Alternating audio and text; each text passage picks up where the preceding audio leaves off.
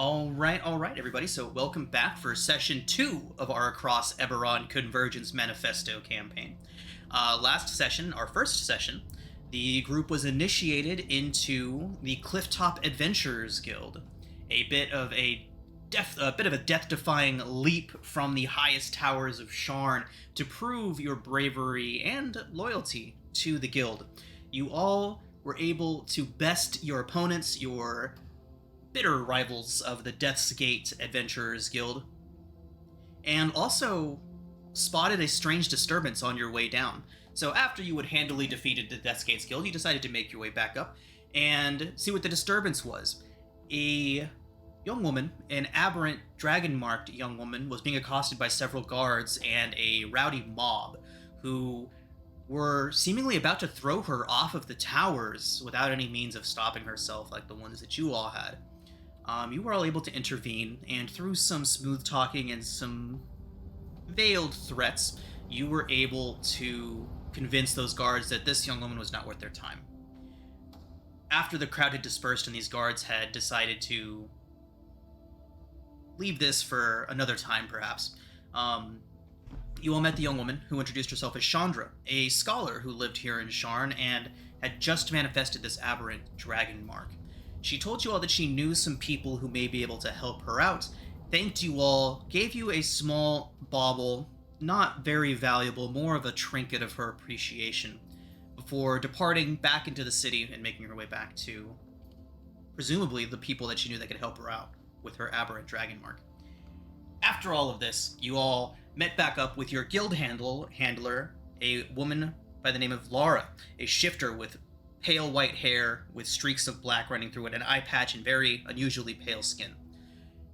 She recruited you all and gave you all your first mission officially of the Clifftops Adventurers Guild. This mission was to head down into the cogs of Sharn, the lower foundry levels of the city, and facilitate the construction of something that she called the Burning Idol, an item that was needed by your employer.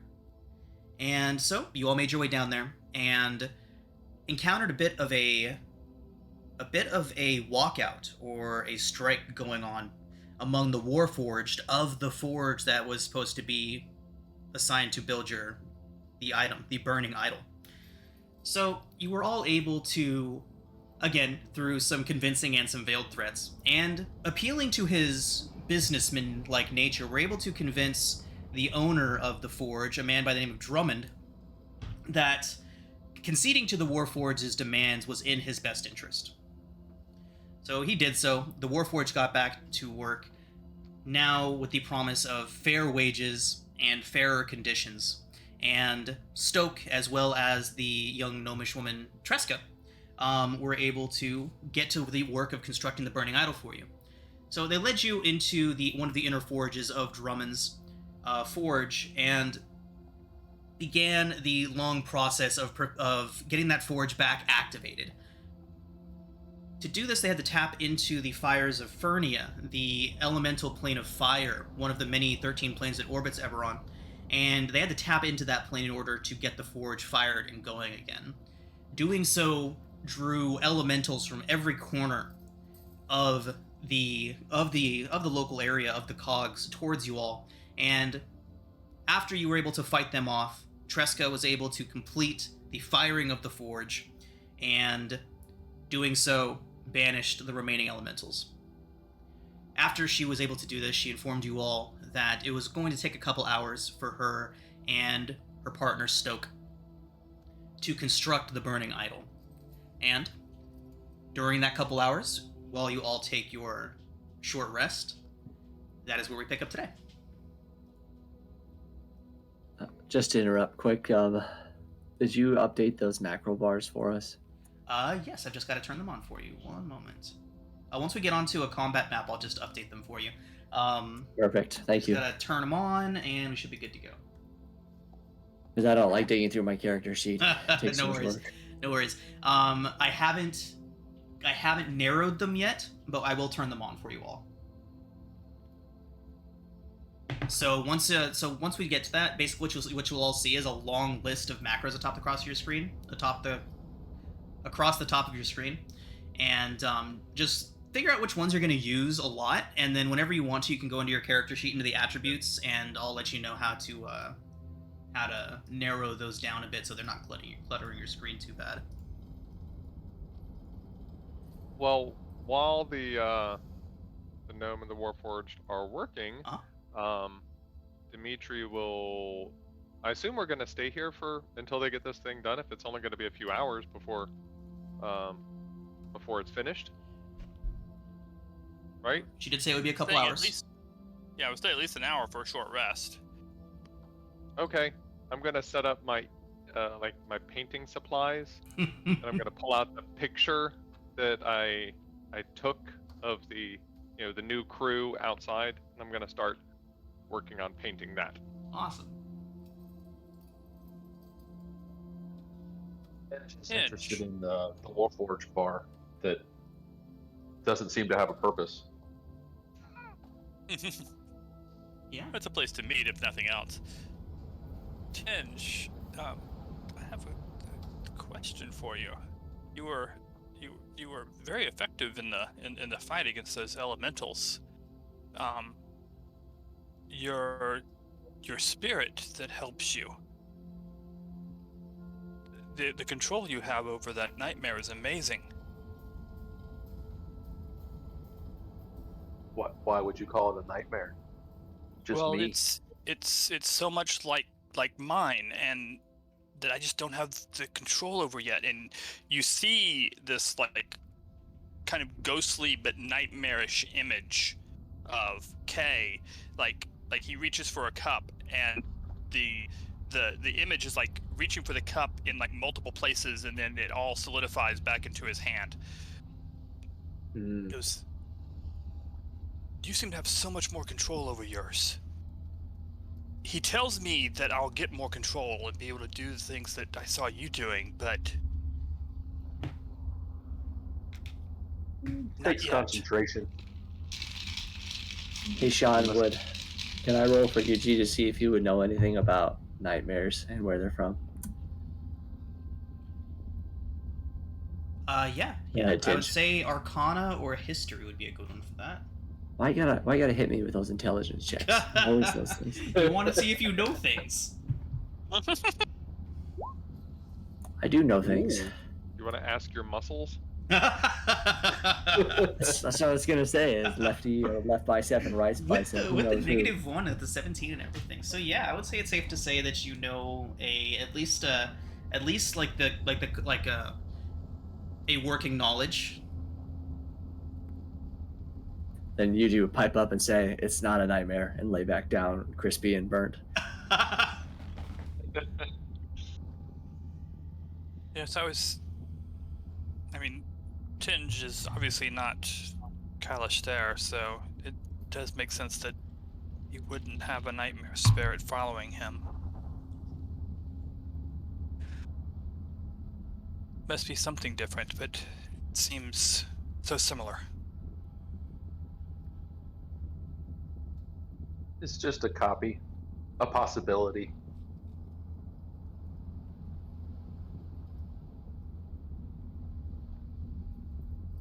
Tresca would pipe up from her place over on the forge and just shout out, "A possibility! I like that!" And then she continues forging, obviously getting the connection between her work and what you were talking about.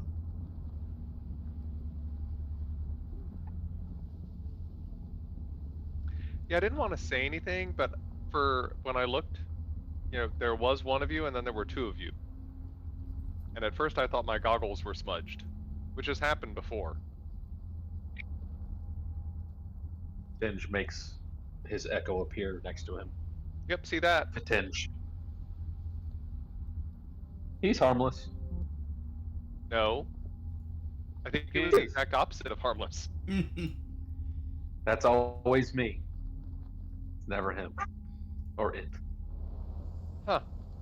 Maybe a distraction, if anything.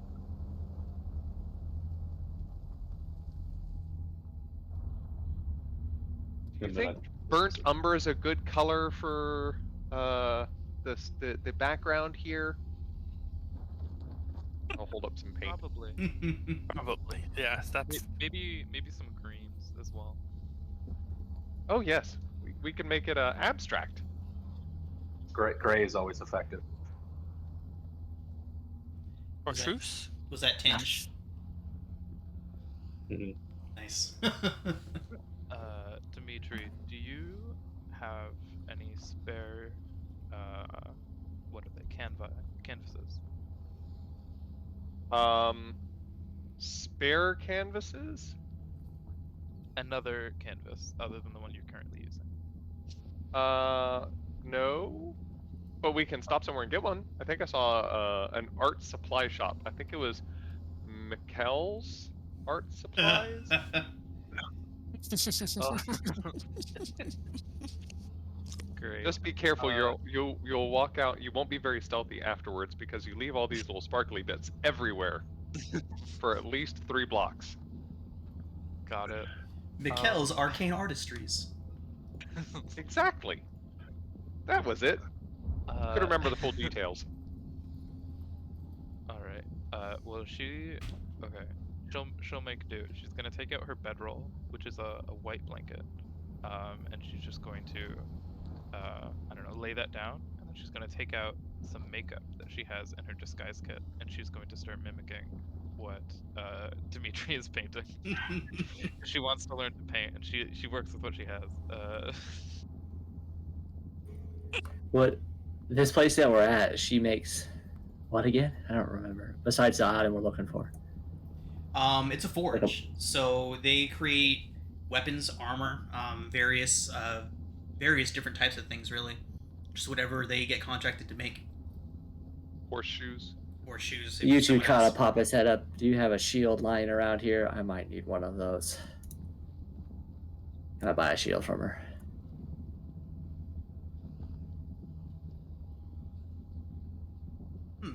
So this place is a forge, so the idea that there might be a shield lying around is not entirely out of the question. These two are definitely kind of like print on demand type of creators. So why don't we go ahead and leave it up to chance if there's just one here in the forge? So we'll give you I feel like it'd be a pretty decent chance. So we'll give you a 1 in 3 chance that there is a shield here in the forge that you can find just by looking around for it. So go ahead and roll a d100, and you can decide if you want to do 1 to 33 or 66 to 100. 66 to 100, baby. Here we go.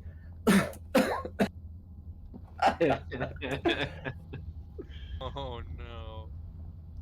Unfortunate. We will say that you can find a broken shield in here, one that was discarded by the ones that were making it. We'll say that'll give you a +1 bonus to AC instead of +2. And then once we get out of the cogs, once you get to a place where you can buy something of decent quality, you can buy one. I think Yuji wouldn't accept a broken shield, so he'll just thank her for the effort and move on. We do have Dimitri here. Huh? What? I'm painting. He's busy. All good. That's all I wanted to ask. What do you need? I can fix stuff.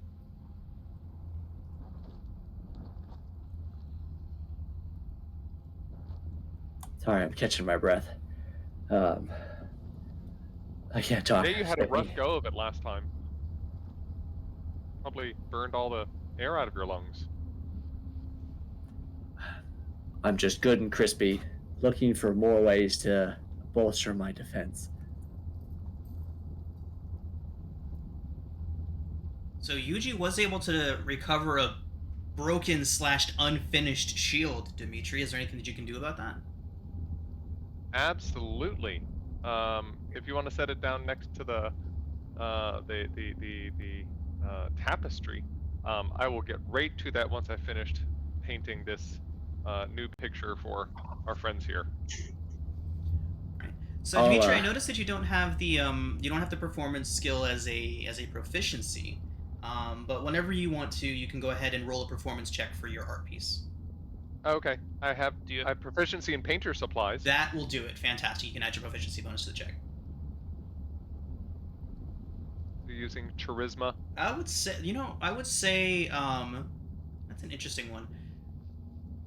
I'll let you decide. Why don't you go ahead and pick dexterity, either dexterity or charisma for it. I feel like would be 15. Oh. okay. Yeah, it is certainly of And a this is higher quality. This is the picture I took of all of the Warforged gathered outside, including our good friend Drummond. After he smiled, realizing that he was going to make money off this. Wonderful.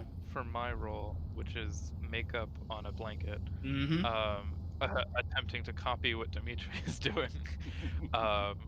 Even though I am proficient in disguise kit, and I'm using makeup, I feel like I wouldn't be proficient in what I'm doing. No, I would say no as well. Okay. So yeah, we'll just I'll- have it. We'll just have it be a straight roll. You can pick dexterity or charisma. Hey, it's not it's not terrible. It's not terrible indeed. We can determine which way is up. And there appears to be some humanoid figures in there. No. You're a natural at that. But that was a Warforged, so use more gray. They're all human. I drew them all as humans instead.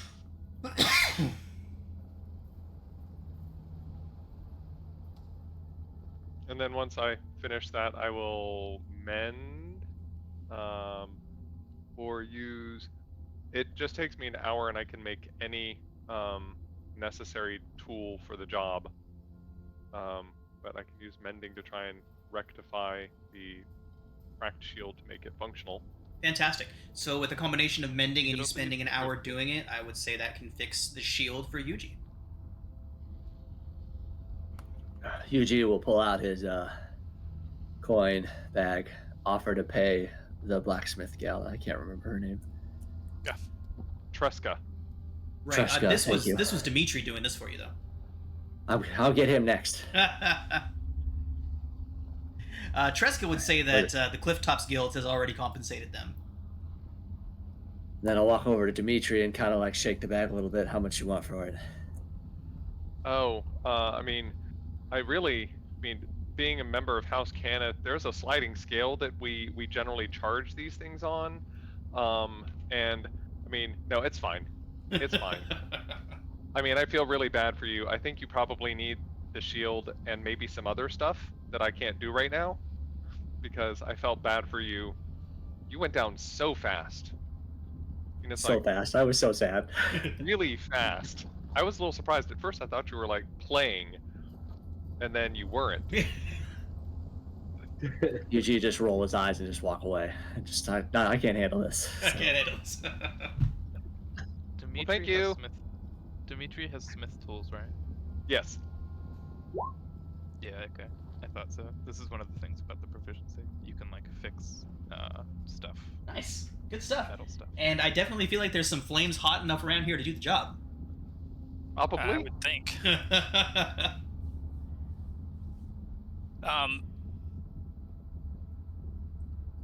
Is Tresca completely focused on what she's doing, or Oh, is she yeah. able to? Her and Okay. Stoke are very much enamored with their work.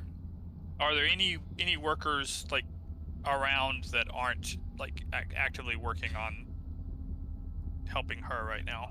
You two are you six and those two are the only ones currently in the main forge at the moment. To Okay. find others, you would need to go back out to the main assembly area where the strike was happening. Yeah, no need.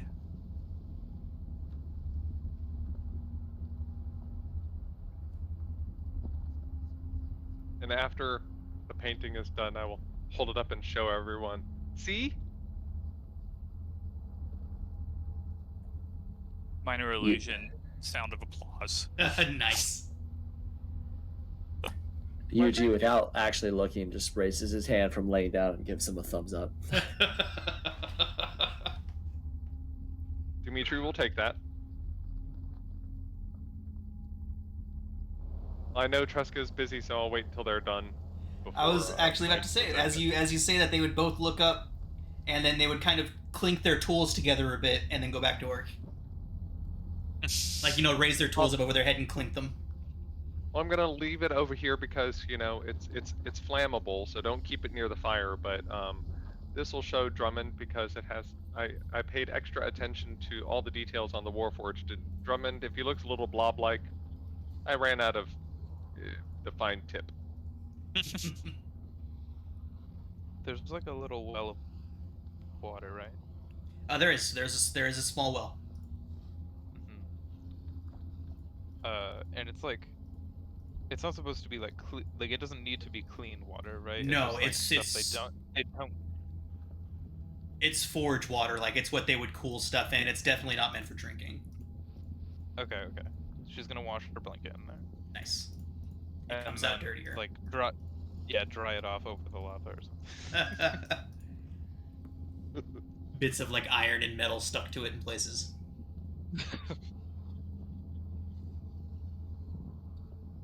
I guess the rest of the time while we're waiting, I'll just sort of wander around and look at any of the stuff that they may have crafted here that may be waiting for someone to pick up or something like that, just to check the quality of the work. Okay. Go ahead and call it an investigation check.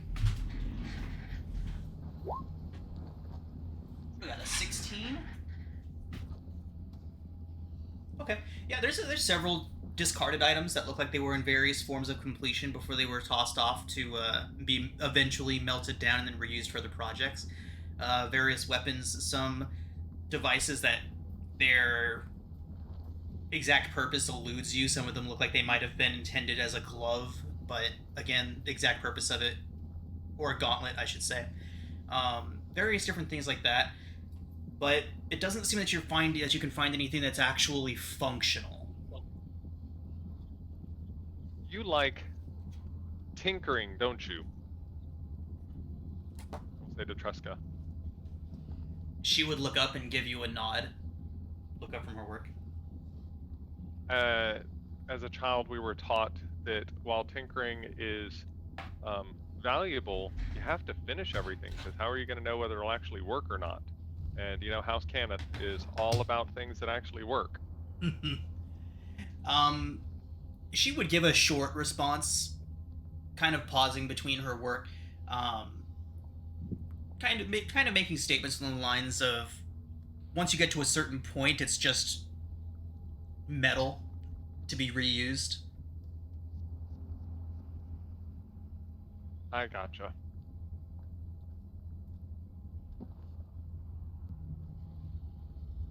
Team, is the intention to wait for the completion of this so we can take it back to Lara? I assume. Okie dokie. Okay. So we'll assume that this has been the first hour of your short rest, that you have all taken your hour to take your short rest.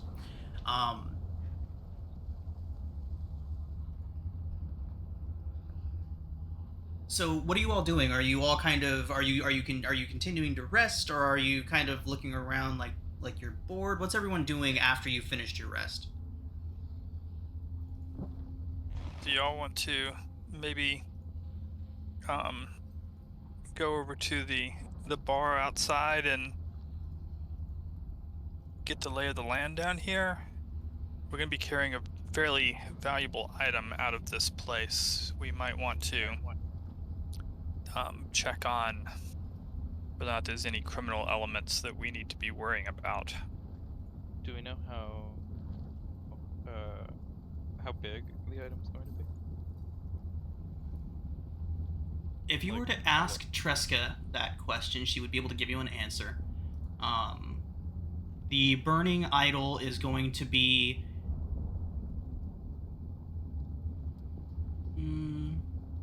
It's not very large. It's about maybe a foot tall, kind of like a canopic jar type of urn.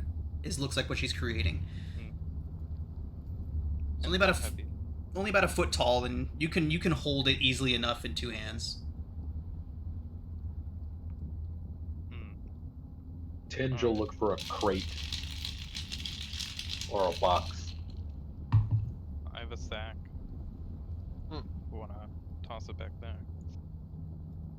I have a bag of holding. Oh yeah, that works. Sold. Sold. Hey, could I use my ear to ground feature to see if it's likely who we would expect to try and take the artifact from us? Yeah, yeah. So with your ear to the ground feature, you would know that Draask is definitely the biggest threat down here. Aside from just roving thieves and bandits, they're really the only organized threat down here. Draask is essentially, or Dosk is essentially a criminal organization of organized monsters, more or less. Kind of like a mafia type element. Yuji Protection, will warn money, the party rackets, of things them. like that.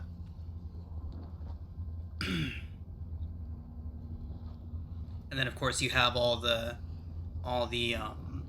general dangers of operating in a place that is on the less well-off end of society.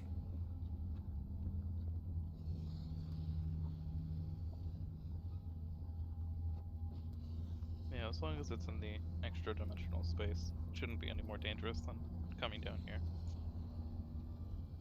Probably not. I mean, everyone has seemed to be so friendly down here. Yeah, and we can take, and if we need to, we can take some back alleys again. I know Dimitri very much loved doing that last time.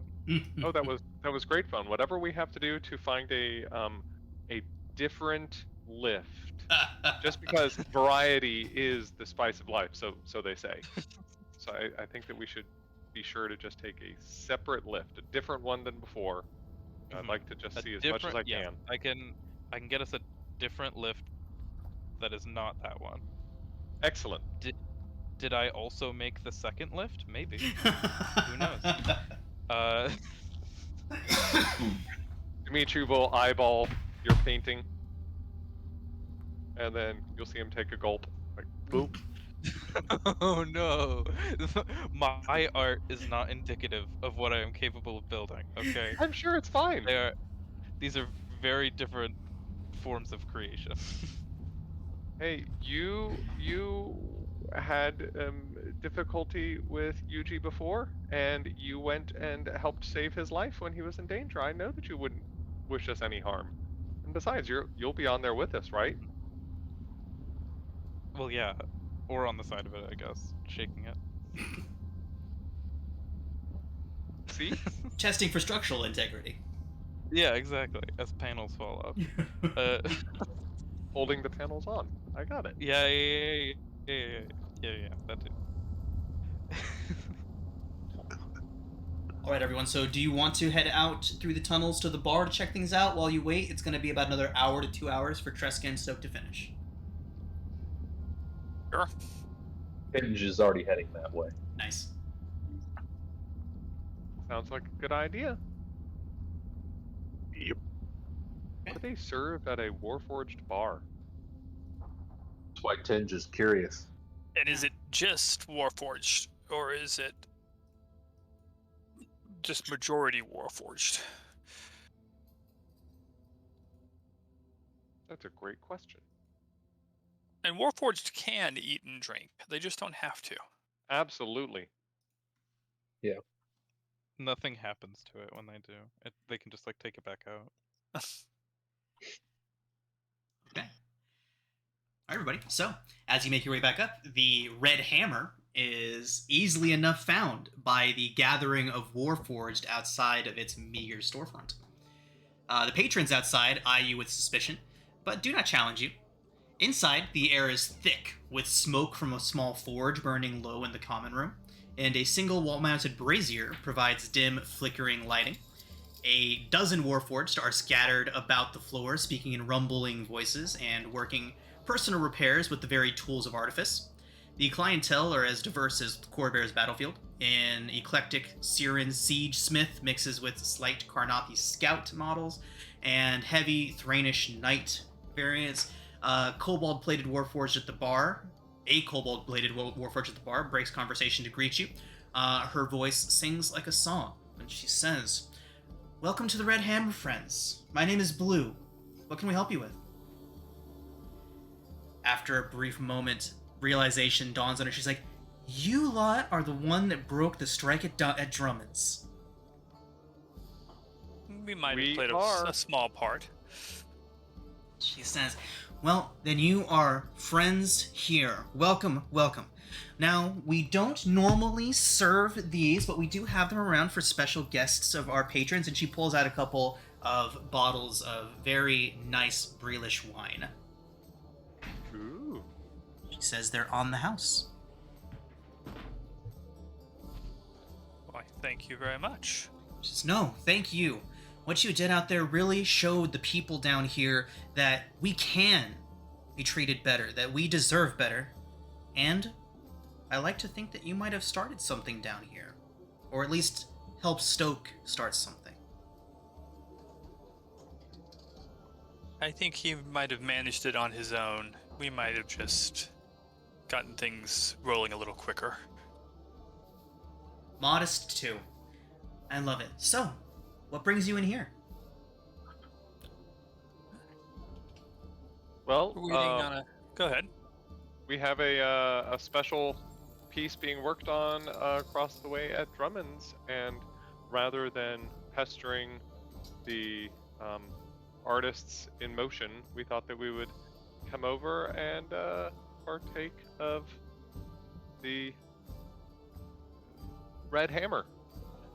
She looks around. She says, "Well, you'll find things work a little bit differently here than they would at a bar that you'd be used to up in the upper doors, up in the upper wards.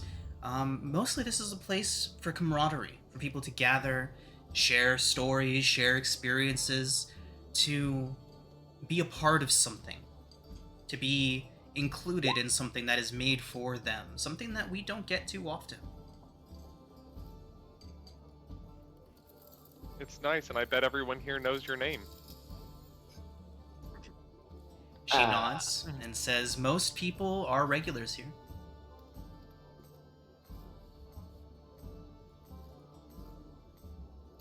So is there any like Zero, gambling going yeah. on? You know, I'm looking through this, and I don't think there would be. Okay.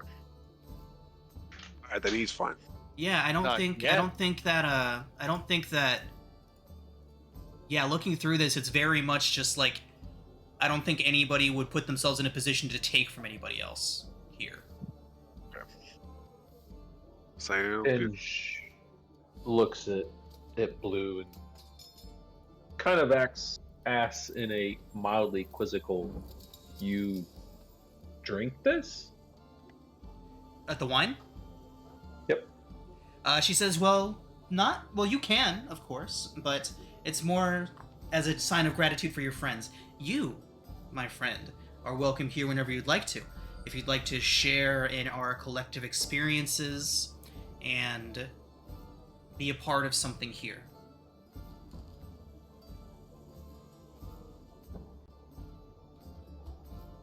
One eye turns slightly pink Oh, and then goes back to white. all right.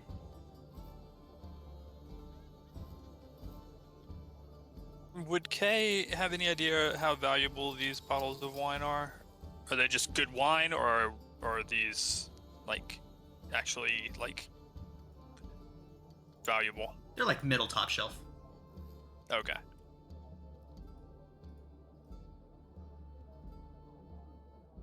Are there glasses available, or do I need to pull out a tin cup? She seems a bit taken aback when you ask for glasses. She did not think of that.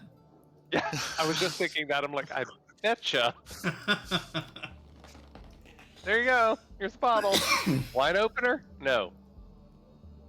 Glasses? She hands you some metal tubes that you can use as straws. Just fill up my And bucket. pulls- Open it with Eldritch Blast.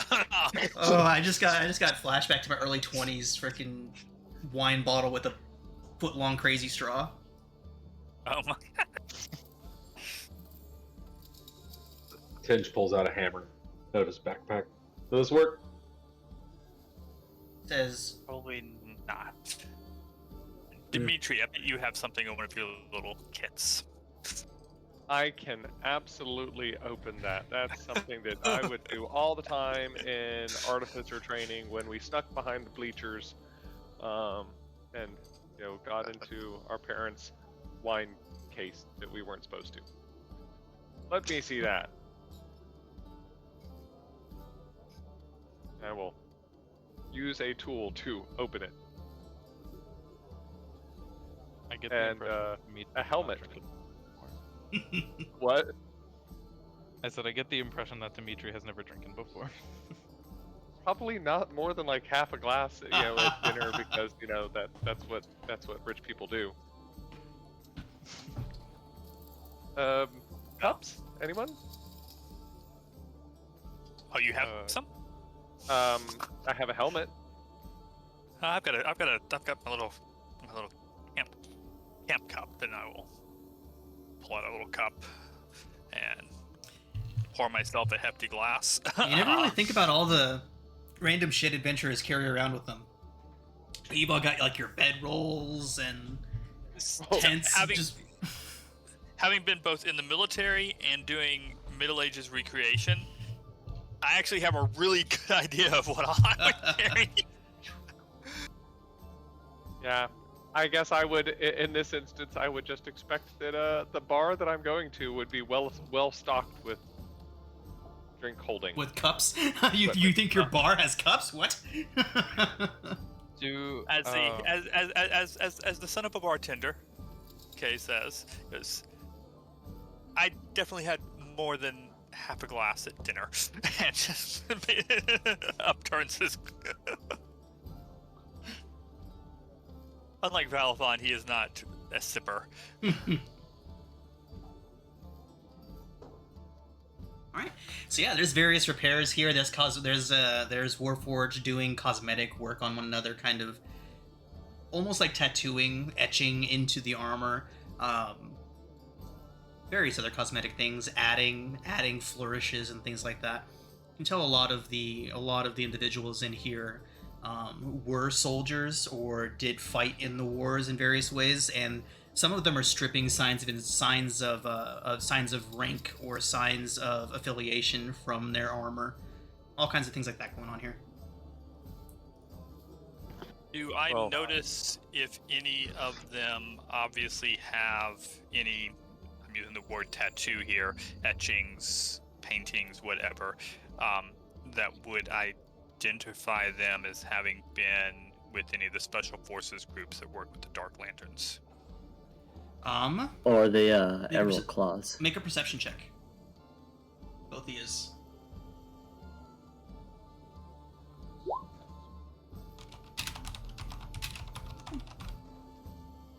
Okay, good stuff.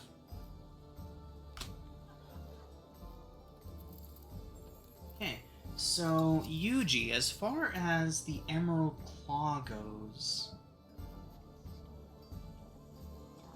I don't think Karnath used any Warforged. yeah, that's exactly what I was thinking. I don't think there would be any involvement there. Normally, Yuji like, don't know that. He can't remember. Right, so Yuji, unfortunately, your 19 is only going to yield you that you don't find anything. Perfect. This Yeah. bar is safe. I just don't think that there would be anybody associated or former associations down in this particular bar. Maybe elsewhere in the cogs, sure, but in this particular place, probably not. Now, as far as if there are other Breelish special forces here,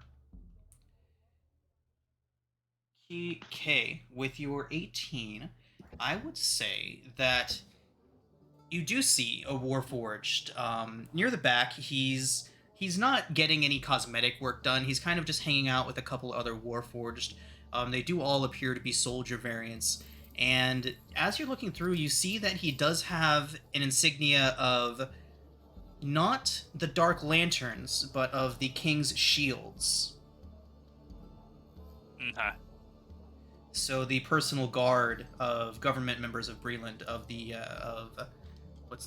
King. What's the organization called again? Of the King's Citadel. Yeah. Okay. I'm not planning on talking to him. I was just gathering information. Yeah. He doesn't appear to be going through any effort to remove it, so it's possible that he's still affiliated. Okay. Hi, Blue. I have a question for you.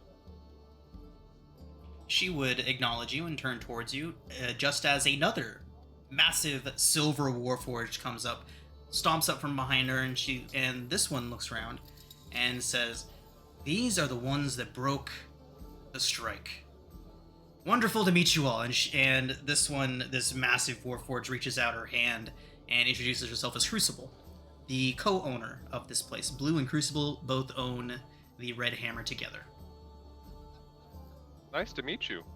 I'm curious, was what happened at Drummond's, is that unique, like unusual, or is that common happening here other places as well? They would say that it was the first of their kind, the first of its kind. They haven't seen any sort of organization on the part of Warforged. Oh my god, I lost the word. But on no sort of organization as far as the Warforged seeking better treatment. Union. They would say that's Unionizing. the first they've seen. Got it. Well, hopefully Drummond will see the benefit of doing things the right way, and will have an impact on the other employers in the area. I imagine there are others like him that employ a number of Warforged. They nod and say, especially down here in the cogs, Warforged make up the majority of the working force down here. Do you know of anyone else that treats Warforged similarly? The idea of I paid for you and you are now mine? Or make them work, extended hours or anything like that? So, she looks a bit apprehensive at first. She says that she's not looking to make enemies or point any fingers, and Crucible kind of crosses her arms over her sizable, over her sizable bulk, and go ahead and make a persuasion check.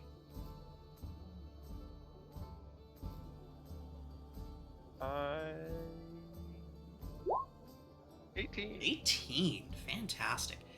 So, she says,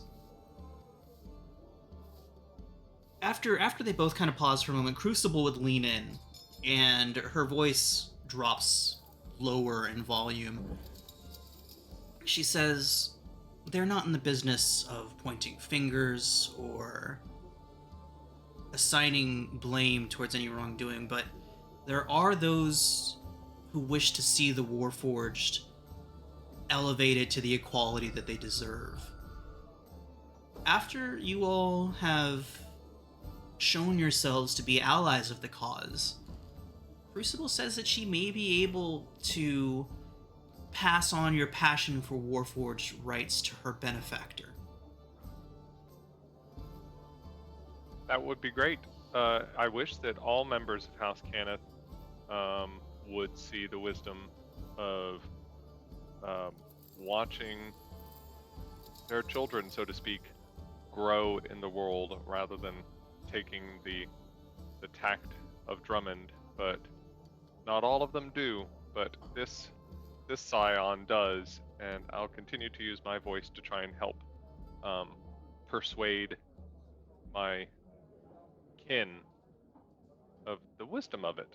So I know I've asked you this before, but do you wear outwardly signs that you are of House Cannith? No. No, okay, but you did just say. Yes. Okay. So. And I think I showed my dragon mark before when I was engaging with Drummond for all to see. Right. Fantastic. So realization dawns over Crucible and Blue's face as they recognize who you are, and Blue says, I think our benefactor will take a special interest in your involvement in this. And make an insight check for me. Oh, good. Yeah. I'm so good at that. Hey, there's 10. Okay. Okay. The Face idea value. that you are of House Cannith has most certainly registered with her and made her think differently of the situation. It does not seem negative, but you can't figure out exactly what's going on with why she noticed. But she has definitely taken note of that, and is definitely handling the situation with a bit more officiality now. Okay. Well, if you want to pass along our information, we are newly minted adventurers at the Clifftop Adventurers Guild, so we can be found there, or potentially I can be contacted at the Cannith compound in the Upper Dura, but probably check the Adventure Guild first. She says that she'll do that, and that you should expect to hear from one of the representatives soon.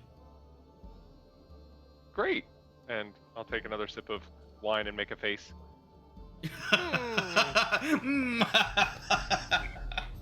Nice. And then walk back over to the party. Hey guys, may have found us more work. Always good. I mean, it may not be work. It may be, pro bono, which means for free. But it keeps us busy. I'm sure several group members frowned deeply at the word free.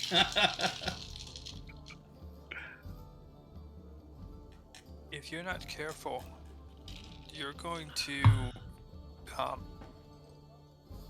have a large number of people of your household unhappy with you. Yeah, I think I'm gonna have to go talk to some people, and probably get in at least a little bit of trouble. But the good thing is, the stuff that I'm doing is the stuff that they should be doing anyway, and it'd look really bad if they were to try and make any official statements in the opposite. So really, I'm just elevating the face of House Cannith for the things that they should be elevated for. Let's They'll hope they stab you see in the it back that way, instead. and you don't end up excoriate instead. Oh, they will. I'm sure they will. They'll know what's right. Don't always trust corporations to do the right thing. Kay has decided that he is going to go approach the Warforged over in the corner. Okay.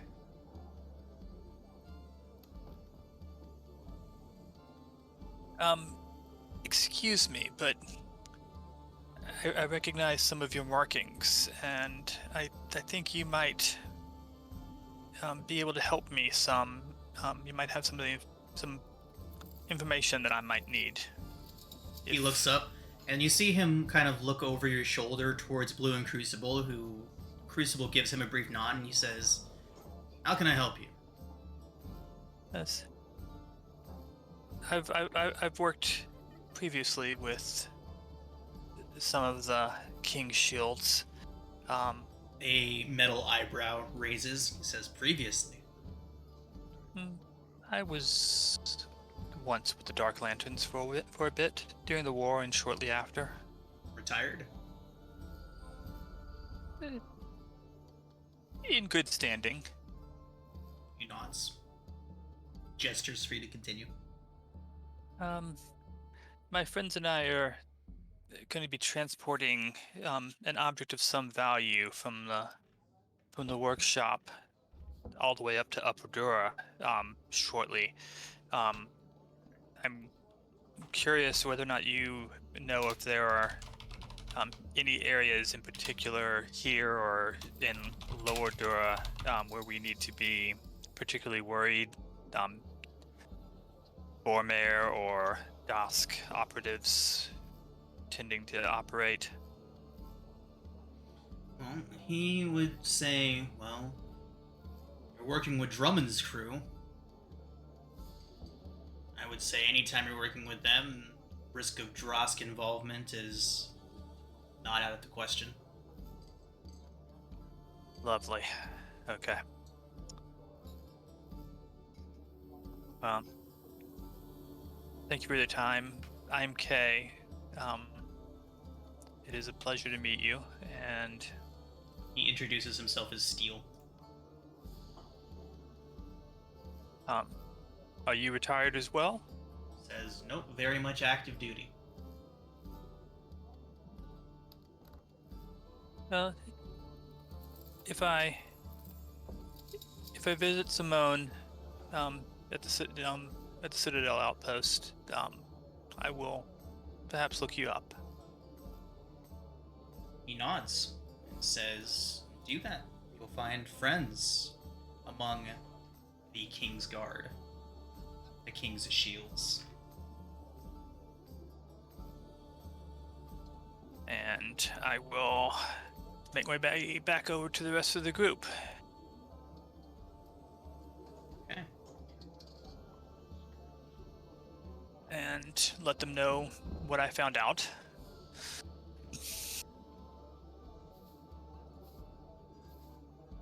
Red, these paths you take us through, back through Lower Dura on our way up, none of them lead us close to Malian's Gate, do they? No. Right? Comment. I don't think they have to. I am unfamiliar, so we will go with your answer of no. Malian's Gate is the area of Lower Dura that is completely controlled by the monstrous races. Okay, so no. And that's where Draask's headquarters Right. is. Red is certainly street savvy. Is in part of Malian's Gate. Red is certainly street savvy enough to know not to frequent that area. Right, Red? I don't know. Unintentionally. We don't have to. Right, but you wouldn't just wander into Draask controlled territory No. unintentionally. No. It's like wandering into gang territory for no reason. It's like, Completely controlled by monsters, right? So, Have we seen anyone other than- Probably. other than what? Have we seen anyone other than like Warforged down here? Yes. Yes. Other yes. than Drummond. Yes, there have been goblins, the odd ogre or two. Mostly this would have been on your way to Drummond's. Since you got to Drummond's, mostly it's Warforged. But yeah. What race was Drummond? Drummond was human. Okay. Yeah. He looked very uncomfortable down here. But yes, he was human. Treska's a gnome. So yeah, there are others down here. They're just less common. Warforged definitely make up the majority down here. Has anyone been eyeballing our group and sort of shadowing us? Make a perception check.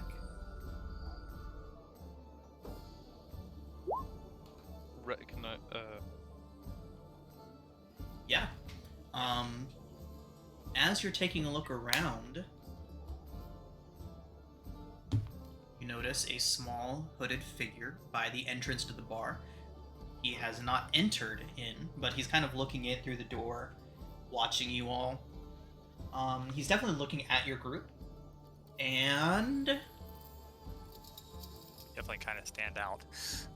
he's small, so he would not have stood out very much, but Tinge, with his 19 perception, does notice him. Now, one moment. He noticed you noticing him. Tinge, noticing he him, notices noticing- you. He notices that you've spotted him, and immediately bolts. No pretense, no trying to slip away, and just runs. Assuming I can see him, my echo appears directly behind him as he turns around, and then I displace and appear in front of him. Oh, what's the range on your And echo? I'm close enough. He's about 60 I can feet do it away. with him. He's way too far then. It would also take a So- couple rounds to do that, I think. Yeah, 2. Actually, yeah, 2. Yeah, he's outside. Oh. Like, you all are in the bar over by the bar area. He is outside on the street looking in, watching you all, so he's a good distance away. Okay. But with your 19, I will say that the individual had to have been goblin, gnome, or halfling. Too small to be anything else. So, 60%, 66% chance that it's a race that works with one of the two major organized crime families in Sharn. Where's Tinge going off to? Tin, did you give chase? No, Okay. Okay. I just turn back to the group and go, well, be prepared. We're being watched. Well, Maybe I mean, we're don't kind be of so famous. UG will Yeah. put his spear tighter. Excellent. Excellent.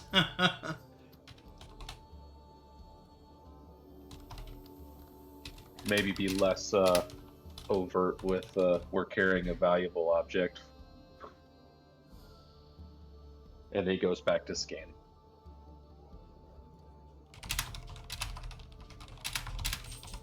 Okay.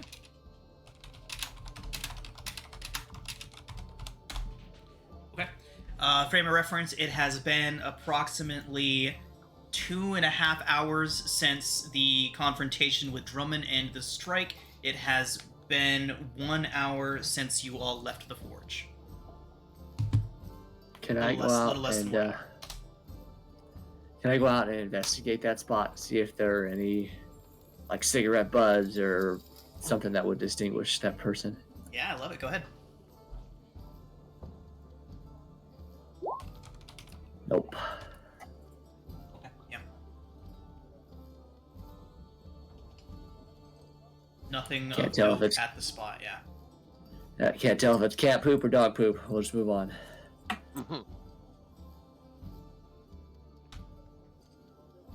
Rat poop is more likely. Seems true.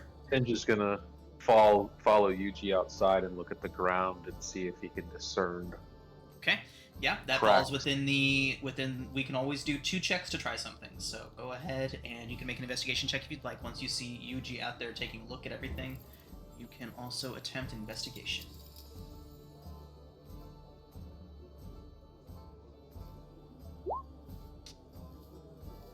Right. So with the 13, Tinge, now that you're out there, and since you got a better look at where the individual was standing, you noticed several chewed up wads of herbs on the floor where he was standing. Aside from that, nothing really stands out to you.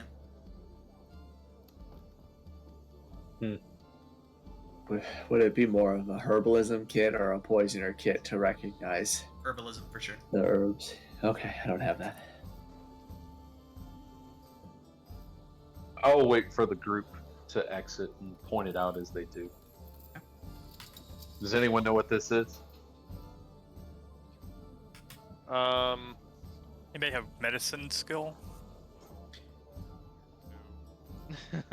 What? See, I- this is one of the things that I feel like Coaching. 5e is lacking. Like, what would a culture check be? Like, I want to say history, Oh, but like, I mean, I grew up in a nightclub. I mean, I would be familiar with common, like, drugs and stuff. It's just like, what is it? They call it the cot that they chew in Yemen.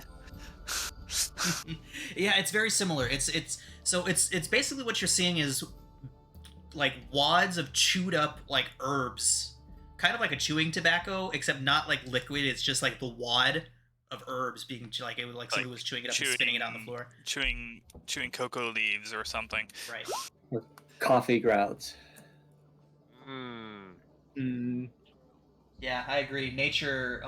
See, but this is a very social thing. Like knowing where this herb came from is one thing, but knowing who would be likely to be chewing on it is another.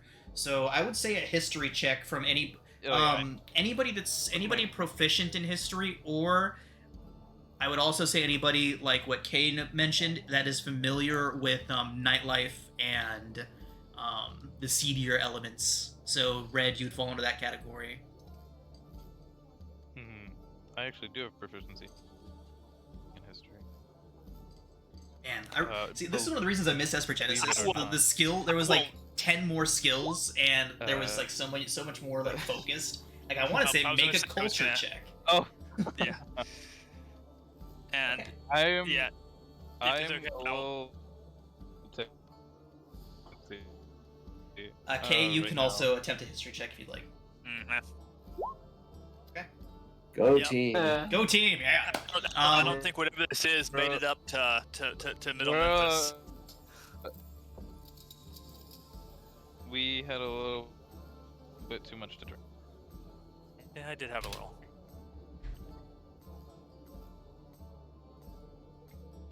Looks like a disgusting habit.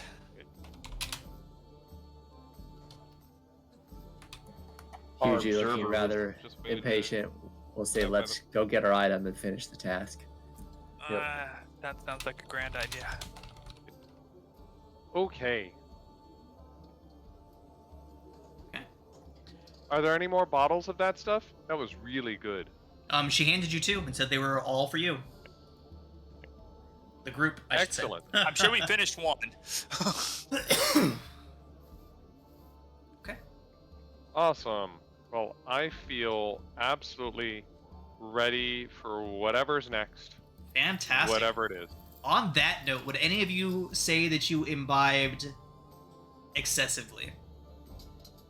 No. Okay. I think so that, one bottle gone between the 6 of you. Yeah. Dimitri has Hughie wouldn't some. have a drink. Okay. And just That so we confused. drank. Tinge is still confused. Nice.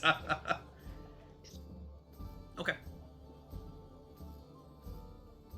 Oh, sorry, I was cutting out. What were you What's that? saying? Oh, I was just asking if any of you would What have you were imbibed. asking.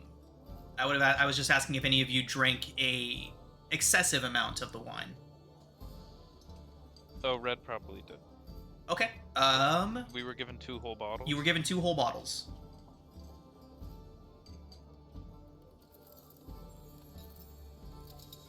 Okay. So if Red might have gone a little bit overboard, there's not enough to get like sloshed here. So go ahead and make a Constitution saving throw. It'll be a lower DC. Yeah, she drank like. Yeah, you're perfectly fine. You're Yeah. you're practically sober still. Even though you or probably maybe drank a half a bottle to yourself, you're fine.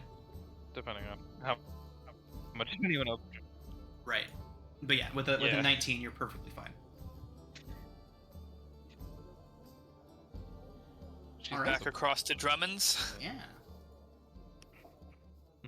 She's a bit disappointed. A bit disappointed. I was hoping to get Barely more any. drunk than It's barely wine.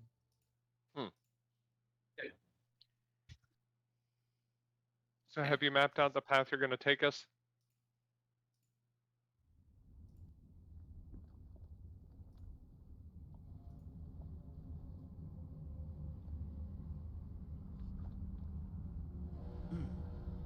Right on.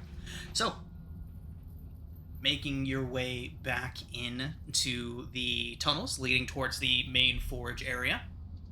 Doesn't take you long, and you all can feel the heat coming from the main forge has increased quite substantially. It is very, very warm in there now.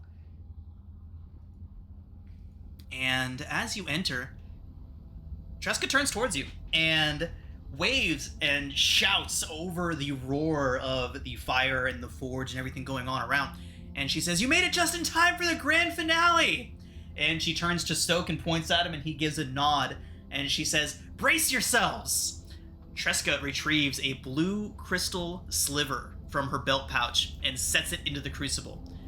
Gently slides it into the stabilized fire with a pair of tongs, and it rests atop a glowing stone mold. A moment later... The dragon shard. I'm sorry, I didn't mean to interrupt you. Go ahead. A moment later, a wave of heat washes over all of you.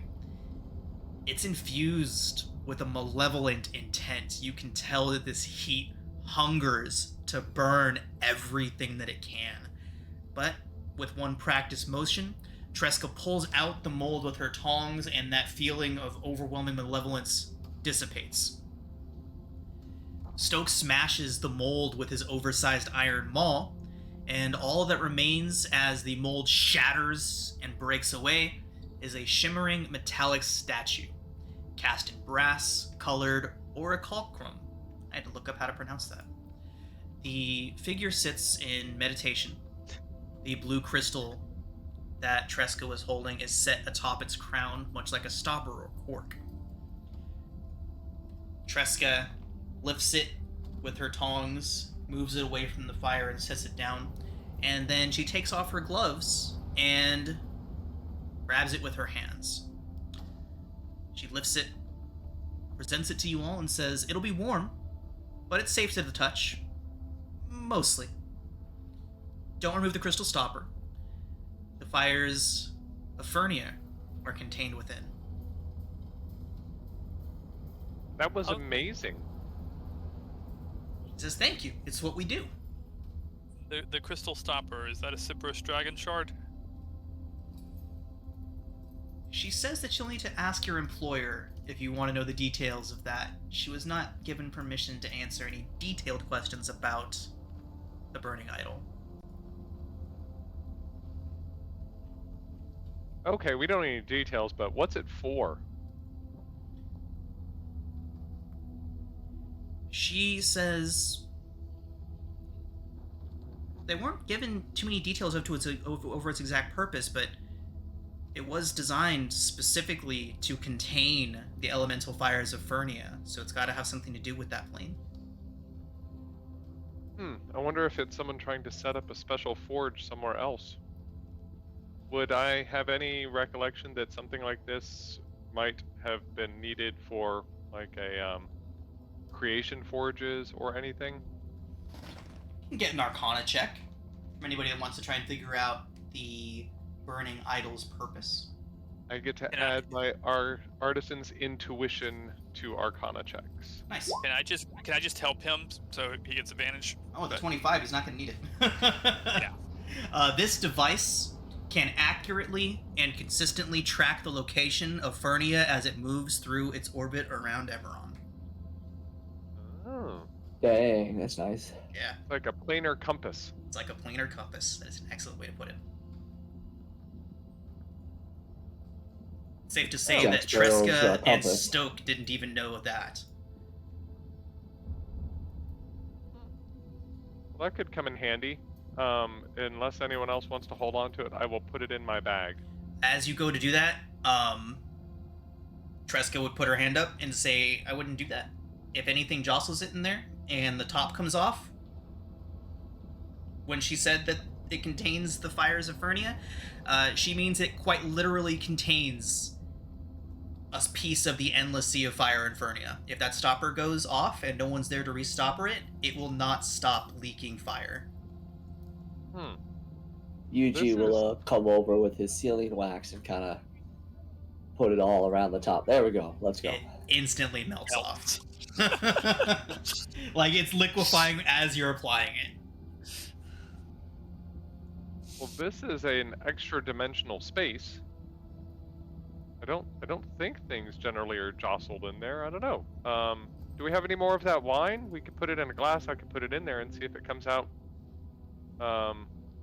What if we put it in like a cooler of ice water? I feel like that would help. Or just in a crate. Of ice Oh. water, yes. Why don't we ask the forge gal how she would recommend transporting it? She holds Well, I it can with too. both hands, like very carefully, as a demonstration.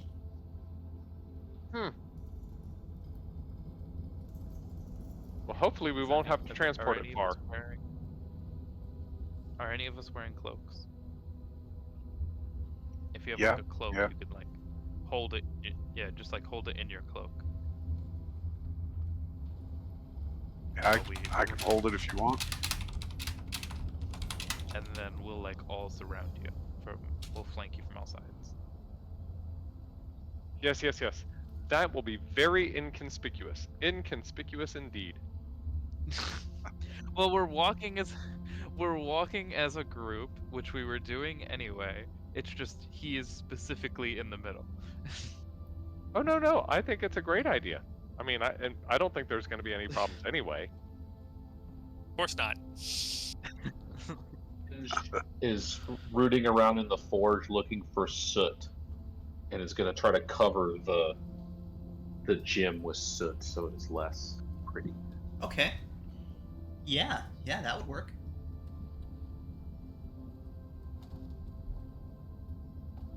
No one else knows that this is here anyway, right? I mean, Yeah, you all brought the gem down, and they built this thing. The only ones that should know of what's going on here is the Clifftop Guild, whoever hired you all, and these two. and not anyone else that may have been following us. Or No, anything, no, right? of course, nobody that was watching you all or following you. Definitely not. Yeah, excellent. Okay, Rad. Let's get out of here. Woo. All right, so leaving the forge, Tresca and Stoke would of course be following you out. They have no reason to stay here any longer. Oh, Dimitri will approach and give Tresca and then Stoke a hug. Stoke is almost burning to the touch. He is very hot after standing by that forge for so long. But he does return the gesture, of course, being careful not to actually burn you. Thank you. Yep. And Tresca returns the gesture wholeheartedly. She is a hugger. Did you say a hugger or a hooker? Hugger. Jeez. Why not both? Well, while that is perfectly reasonable for a person to be, Tresca is not. Got it. Just clarifying. Yeah, no worries. Yeah. Take things at face value. Okay. Well, we'll for sure be back because I think we're gonna, maybe do some stuff with Blue and Crucible, who are very nice as well. Do you think I should go hug them before we leave? I don't want them to be offended. I don't think they're offended. I think they'll be fine. Okay. If you think so. Red's gonna tail by Tinge, because she wanted to ask him something. So like, she will be directing people on like which direction they're taking, but she will be walking in the back, or wherever Tinge is. And when she gets to him, she's gonna ask, Tinge, I wanted to ask you something. Yes. Do Warforged like hugging people?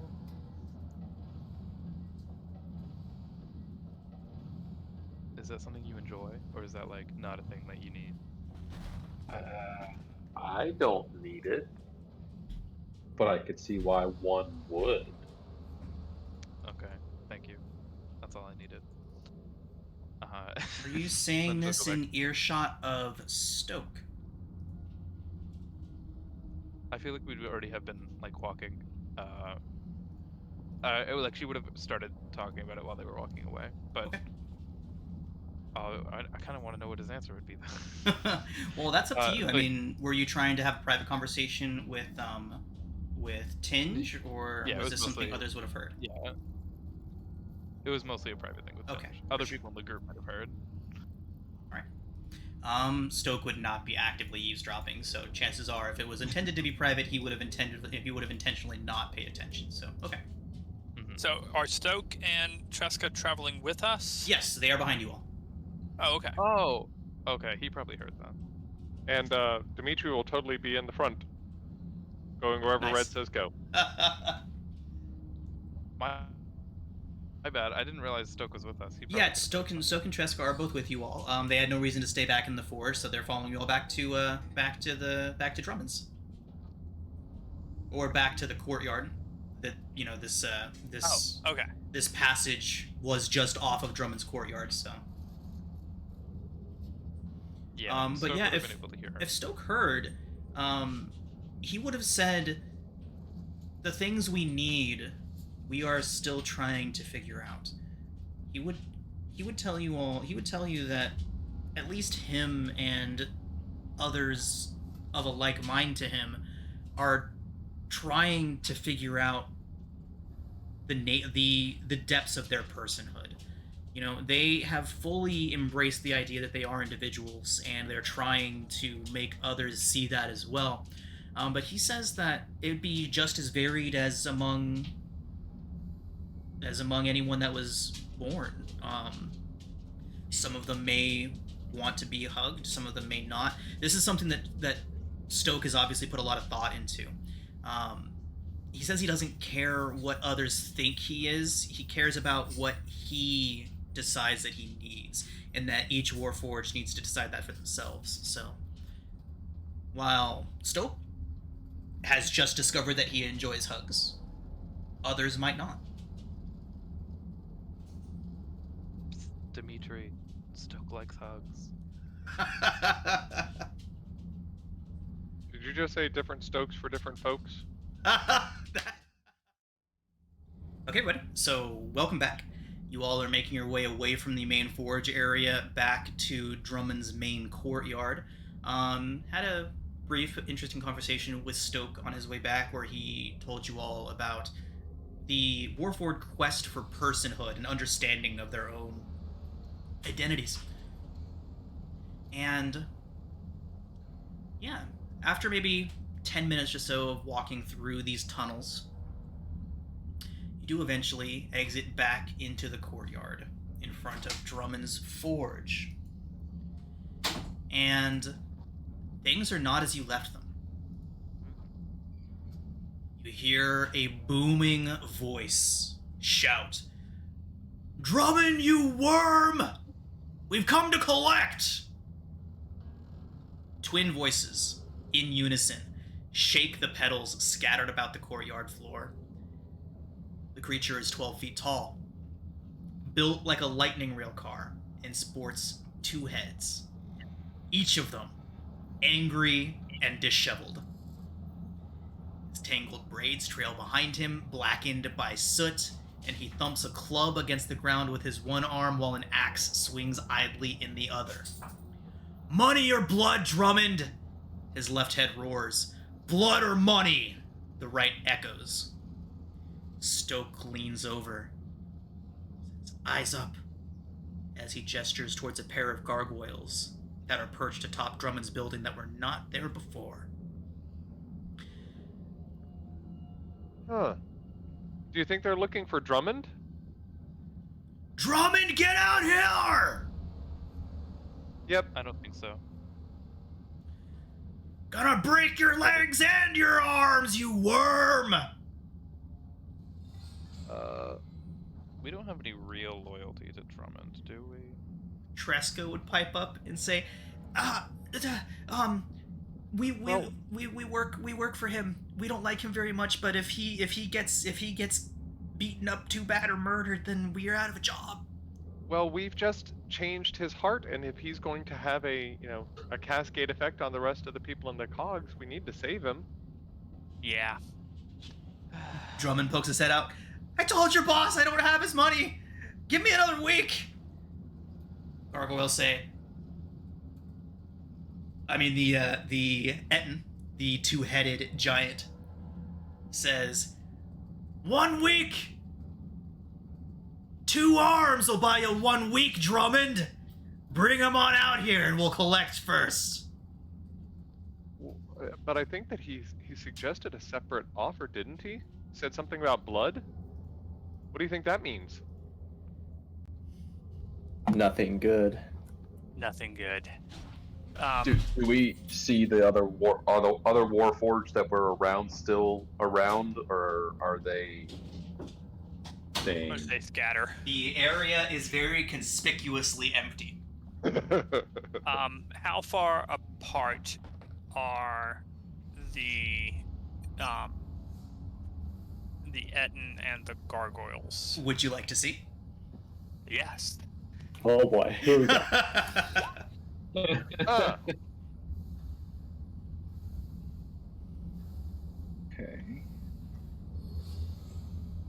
Ooh, the Etten's pretty. I like getting unique art when I can. So, as they're talking, can I, summon my Drake companion? Yeah. Their attention is fully focused away from you all. It's safe to say that you notice one of the gargoyles turn a glance towards you. A very stoic kind of. It's basically just a stone statue, and its head just turned to face you all, and then locks into that position. This one. Can I get some visibility here? I can't see anything. Oh, it's lit down here. Sorry about that. Thank you. Oh, dynamic lighting's on and daylight mode is on. Let's see what's There going it on with is. your Here we token. go. You Back good? in the Okay. game. I will We haven't actually wave. we haven't met Zero's Drake yet, right? Zero, do you have access to your Drake? Everything you all need? Your Drakes, your It's Echoes. not let me drag it on. There you go. Maybe things are running There we slow. go. 'Cause I There we see it go, on yep. them now. I just dropped it. Seems to be working. Tinge. The echo appears directly beside Tinge. Okay. Adjacent to Yetin him. roars again, says, "We don't want to break the doors down. We don't want to tear your forge down, Drummond, but we will." Where? So Drummond is back here. You would have seen him poke his head out from a window somewhere over in this area, and then pop back in after he was done talking. Okay. Excuse me. I will walk forward. Excuse me. So, okay, quick lore here. This is one of the cool things about a campaign like this, is you all are aware of various things. For those of you that don't know this already, Draask is an aggressive criminal organization. It's led by monstrous immigrants from the lands of Drome to the northwest, I believe, of Sharn. It's active principally within the Cogs and the district that Kay mentioned earlier, Malian's Gate.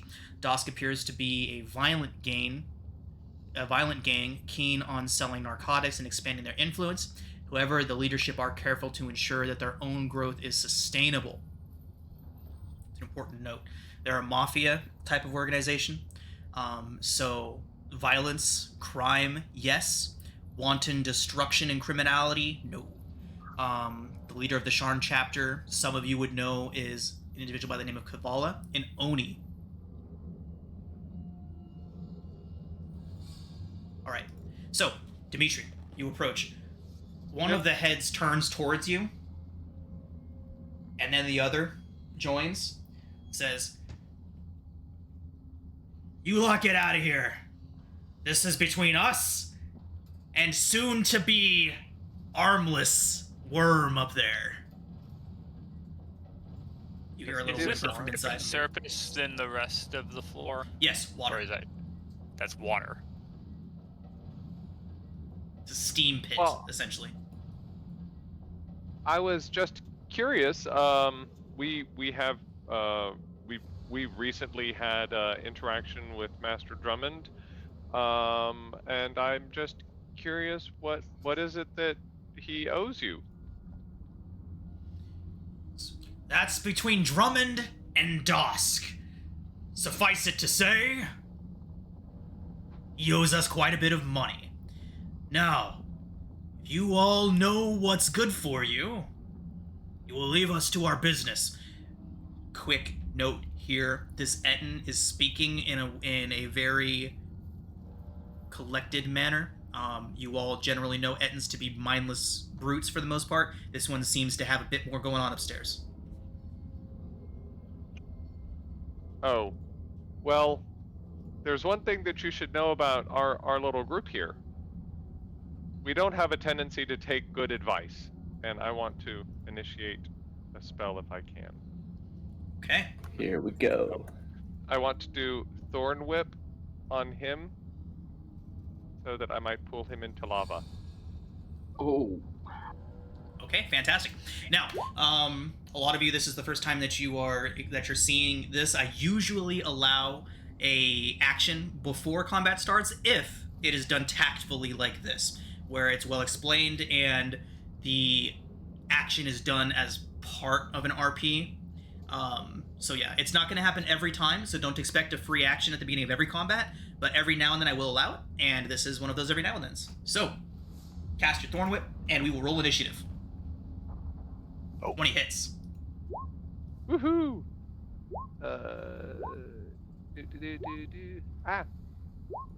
So 4 points of piercing damage, and the creature is larger or smaller. I pull them 10 feet closer. Okay. I'm gonna pull them 10 feet closer. Oh, and let me get my initiative in here.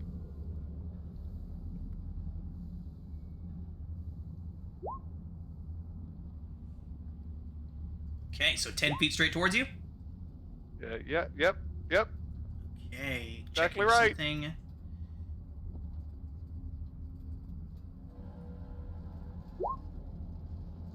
Okay. We rolled some impressive initiative values. Our Clearly, motivation. Yuji wasn't paying attention, so.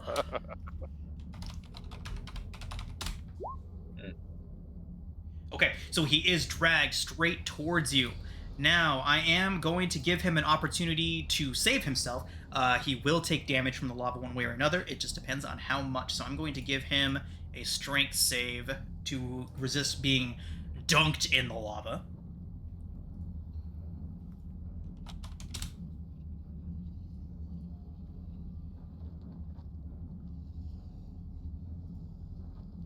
Okay, so he does get a 16, so we will take that down from the recommended 6d10 to 3d10. Woohoo! Yeah, it's good damage. Oh, a bad roll, though. You know what? Why don't you go ahead and roll it? And we'll take the higher of the Okay. two. 2, 3d10. That is higher. Okay. 21. Oh boy. Wow. So, the Etten, you wrap your Thorn Whip around his torso and yank him, and he shouts like, "What the?" as he dangles forward, his foot landing on top of the lava and dipping in substantially before he yanks it out and roars, bellowing, and he says, "Treachery! Attack!" And the two No, gargoyles. you said or blood. You said or blood. That's it. Yep, 0. You are up. Wow, those gargoyles got abysmally low on their initiative. And with Okay. that, we begin. Okay, just a sec.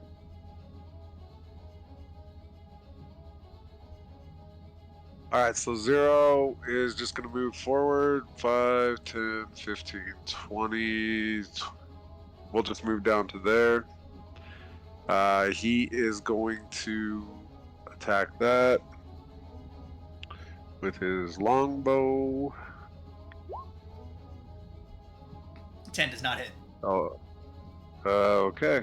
And then Ember is going to go 5, 10, 15, 20, 25, 30, 35, 40. So he'll end right there.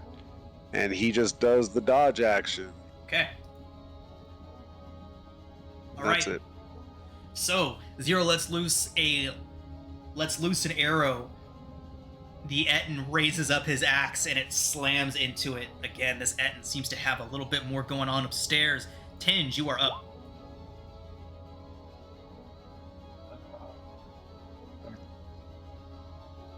Echo gonna go float over to the semi-burning Etten.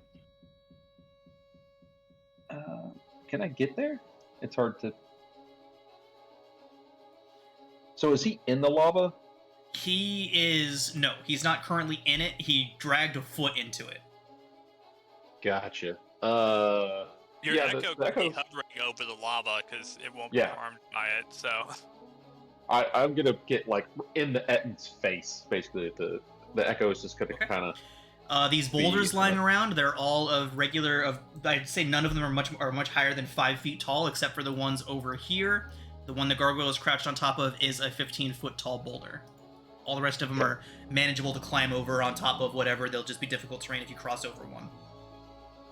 Okay, so Obviously, lava's I'm gonna difficult. go there, kind of floating in his face. Do you have control over your? There you go. Cool. Yep. And I will. Oh yeah, tinge, shield, and longsword one-handed. So he will make an attack. Right.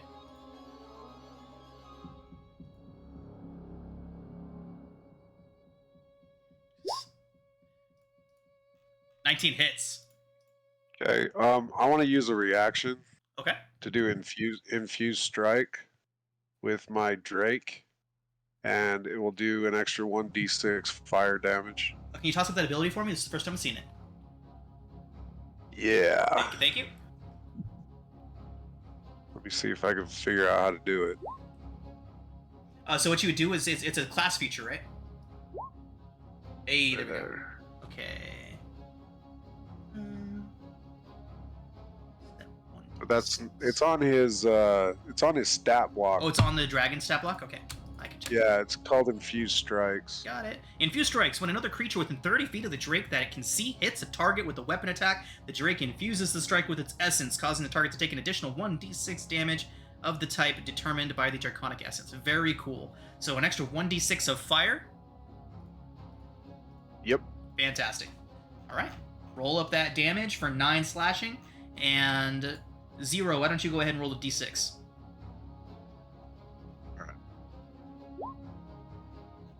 Nice. Okay. So 10 total damage. All right, fantastic.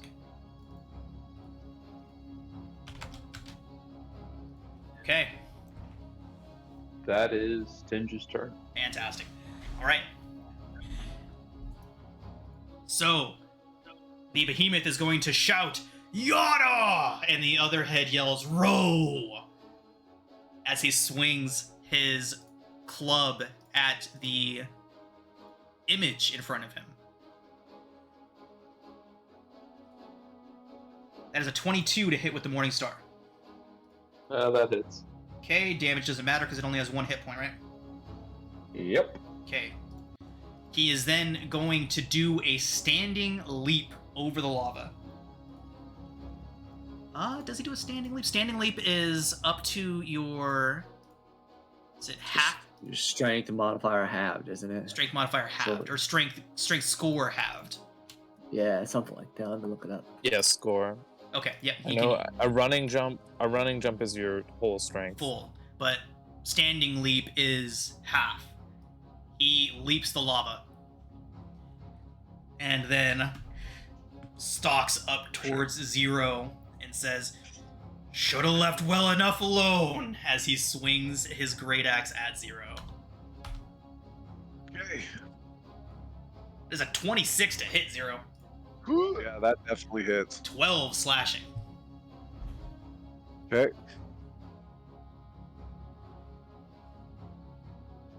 Thank you, AJ. All right. That is Yada Ro's turn, which brings us to Red. Ooh. Okay. Yeah. She originally kind of on this guy's side, attacking her teammates. Not so much.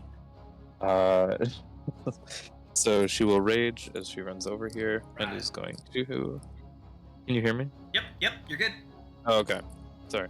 Yeah, so she'll rage, and then she's not below half hit points, so she's going to claw at him. 2 claw attacks. Who currently has the burning idol? I think I did, didn't I? Wasn't I wrapping it in a cloak? Do remember that. Yeah. Sorry to interrupt, Red. 0, I need you to make a Constitution saving throw, DC 10. Oh boy. Oh boy. Okay. Oh, thank God. Yeah. Alright. Go ahead, Red. Yep, so that is 22 slashing. Nice crit. Assuming Fantastic. assuming a 21 hits. Yeah. Yeah. Those both certainly hit. Fantastic. So after crashing into zero with his battle axe, Red laying in with the claws, raking him with them, he turns towards you and shouts at you. That hurt. So 20, 21, Matt, 22. Yep, 21. 21. Math's hard. As he yells at her, she'll just like bark. He looks confused.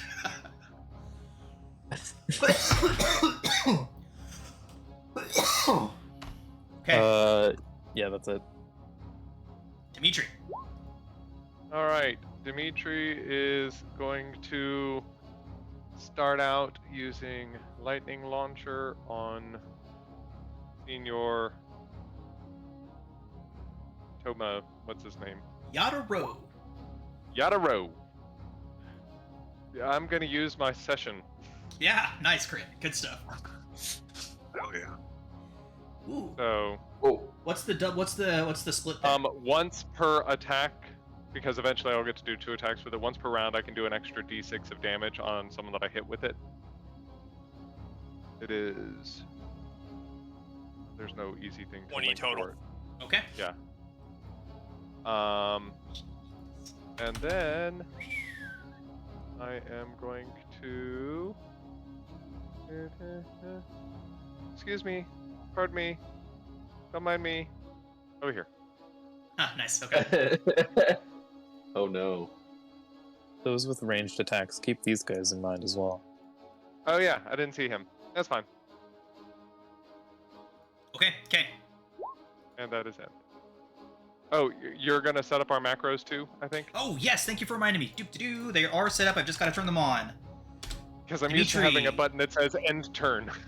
End turn is in the chat bar. EOT.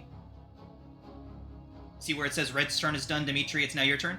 The little EOT button under your name will Oh, pass the okay, turn. I can. Gotcha. Okay. Yeah, the macros that I'm setting up for you all right now do not do that. They give you all basically everything that's available to you as a button to click shows up there. So if Gotcha. you, Dimitri, if you click off your token and click back on, you'll see the list appear across the top of your screen. Wow. Yep. Got it. Yeah, it's a lot right now. We I can know how to narrow make that them go down. away. Cool. Perfect. Okay, bonus action form of dread. So Fantastic. my nightmare form comes into being, and I am going to fire off an eldritch blast at Eldritch the Blast. one to the north. All right, cool. I assume a 22 hits 22 hits. for 9 force damage. Fantastic. Shove it back 10 feet away from me. If it wasn't flying, if it was crouching on a 15-foot high thing, then it falls. Yes?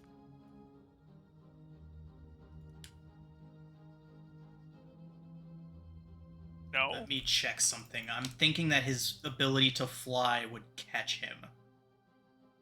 I think it's only if they hover, right? Yeah, that's what I'm thinking too. Okay, so yeah, he'll fall. So 1d6 more.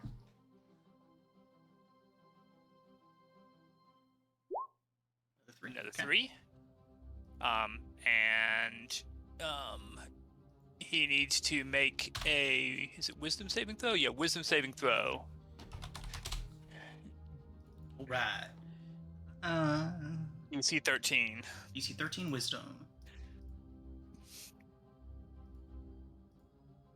Result is a 14. Okay, so he is not frightened of me. All right. But I am going to move to here and do my best to be Sniper. yeah, behind the rock. Okay. That's it for me. Yuji. I had a question here on Wrathful Smite. It says if the target is a creature, how do they define creature? That's That's everything. Yeah, everything. That's Just anything? Yeah, anything that is not an Non. object. Yeah. So The echo. Okay, just wanted to be an sure. Like, I didn't know object. if elementals were on. No, not no, no. creatures Creature or anything encompasses like that. everything. Everything that is not an object. I think that's the strict distinction, right? Is if it's not an object, it is a creature. Pretty much. Yeah. Yeah, if it's more specific, it'll be like humanoid or something. Right. Right. Okay, just wanted to be sure there. Yeah, So you're I'll that's my bonus action cast Wrathful Smite. Okay.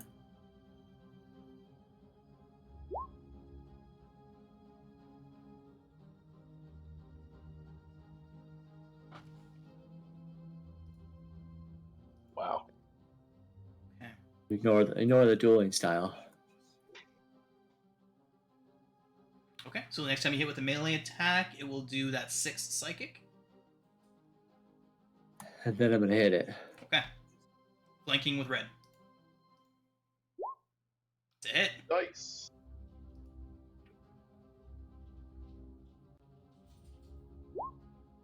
Nice. Okay. Psychic was already on there, so it's just 2 from your dueling Yeah, I style added plus the it. 6. So Yep. what is that? 17? Yes. Yeah. Fantastic. Y'all are doing great. Okay.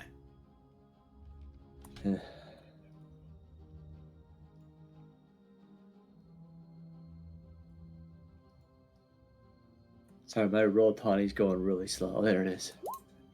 All right. Brings us to the gargoyles. So the first one knocked down to the ground off of its perch. You all hear stone scraping against stone as it moves itself out from behind, takes to the sky, flies. Go ahead. Sorry to interrupt you. Can I get that DC save? Yeah, my bad. Wisdom save from Yoda. Should. Yadaro is only a 3. Hey, he's scared of me. Nice. Okay. Frightened. All right, now go ahead. Sorry. Yeah, you're good. All right. Frightened condition on. Fantastic. Okay. So, Yada looking down towards Yuji, his eyes go wide and he begins to howl, not in rage now, but in fear. That is going to bring us to the gargoyles, who are going to take to the sky. This one first, fly over to here. You know, I feel like it would have seen Dimitri first. Yep, so it's going to fly over to Dimitri. Oh no! He is 15 feet airborne currently. I'll put the flying symbol on him. I'm sorry. He is going to go to 15 feet after he strikes you. So, flying... After he tries. After he tries, indeed. There we go. Flying. Okay. Here they come. The bite attack, Dimitri. He lunges at you. It is a 14 to hit. Yes. Wouldn't getting over here be closer to K? He saw Dimitri first because he had to come around these corners, these rocks. So as he moved around to here, the first thing he saw was Dimitri. But wouldn't K still be... Closer, yes. But no line of sight, because I was Right. crouched down behind the rock. Yep. I intentionally broke line of... Right. The claw attack is a 21 to hit. Yep. Damage is low, 3 slashing. No. All right. Brings us to the other gargoyle, who is going to jump up from its perch and fly down. Yep. Fly down to aid Yadaro.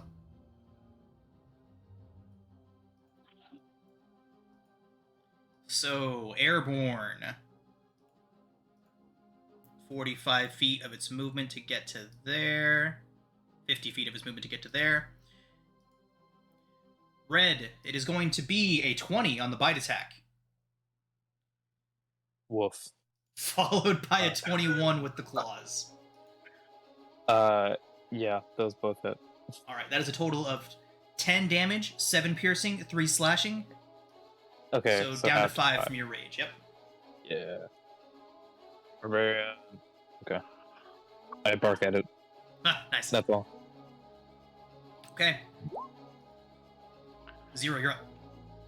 Okay, You did so first off, I'm going to use a bonus action to cast Zephyr Strike. Okay. So, let me... The heck? There we go. All right.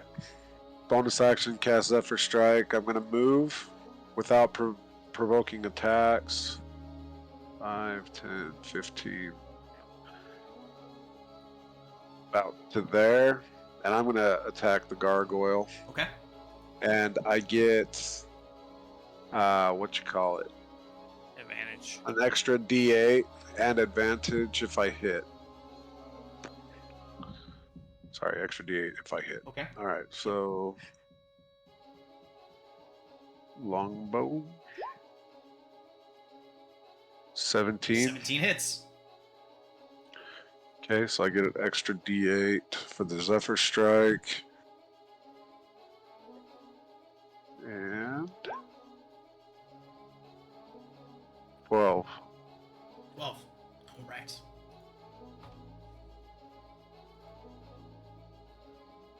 Okay. The arrow does strike the gargoyle 0, but it deflects off of it. It does only take 6 points of damage. Oh, Okay. What's the force? Force is from Zephyr Strike. So Yeah, that's from Zephyr Strike. 3 damage is from Zephyr Strike. So it does take that, and then half of the piercing. So what is that? It takes 7 damage. Okay. And then Ember will go right after. It's 5, 10, 15. He's just going to come down and just start, let's see, biting. Okay. You have to use your bonus action for your Drake to attack. Oh, yeah. Sorry, he's just gonna dodge. Use the dodge action. Got it. Sorry, forgot about that. Okay, that's it. Okay. Tange, you're up.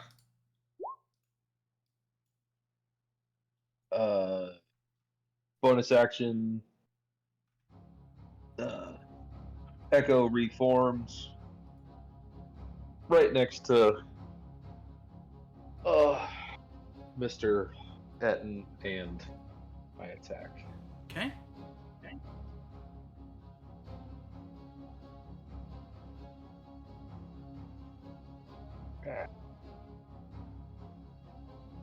Still one-handed.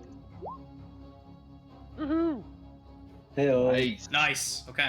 I think this guy has gotten quite a few crits on him Yeah. from And us. Ember will give his reaction to him as well for the infused strike. How many Extra times a day D6. can you do that? It's Oh, just it's a just reaction. a reaction. Fucking cool. Yeah, I remember that. I saw that. Okay. Yeah, cool. So 1d6 Over fire. and over again. Yeah.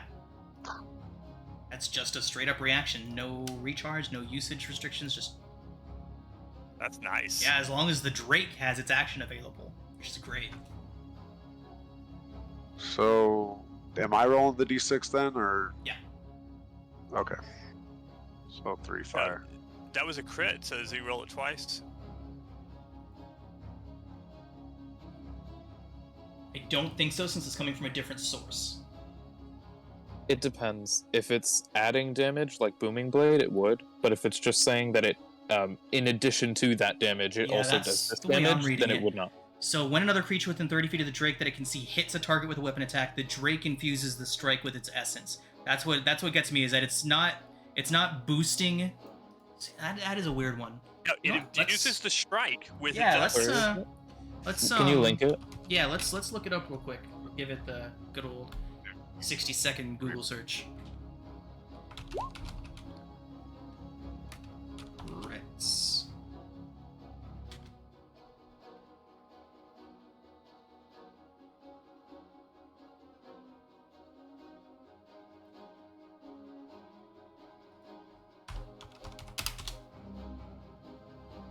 I would argue it does. 'Cause it Yeah, says you know an what? Let's extra- go ahead. So did I. Let's go ahead and just an ex- add the extra d6 to it, and then if we can find a more official ruling on it later, we'll go ahead and do that. But for now, we'll allow it. Yeah, because it says it does extra damage rather than saying something like a feature that just, in addition to Right. that damage, it also does this damage. Okay, so an extra 5. And just for good measure, because rocks action surge. And I'll attack him again. Okay.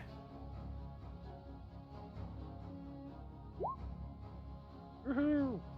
19. 19 hits. Oh,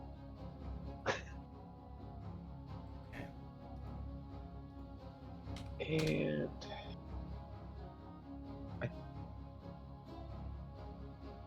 I will move a little bit that way. And I'm done. Okay. All right. Oh, I see the bar now. Cool.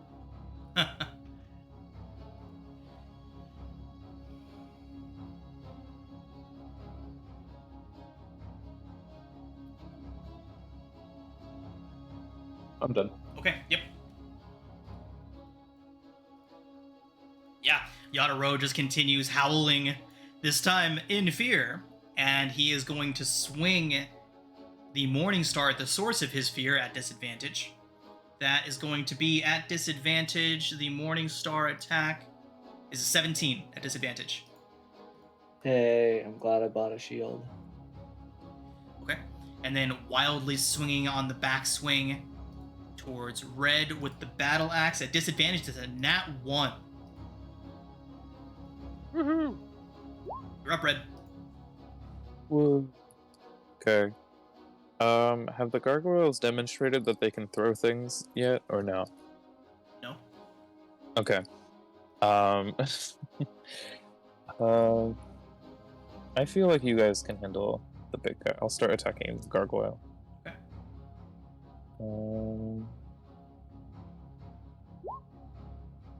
Okay. Sorry, hits. reckless. Reckless. I would have reckless. Both hit. Yep. 23, 24. So that is 17 total slashing. Nice. Halved. Were you shit. reckless on the previous turn too? No. Okay. Just this one. Yeah, I don't remember anyone calling for advantage Yeah. on that. So, Because the last time we were doing that. 17, halved down to 8. Ouch. I forgot it was made of rock. She spits in its eyes. It does not even flinch. That's all. Okay, Dimitri. I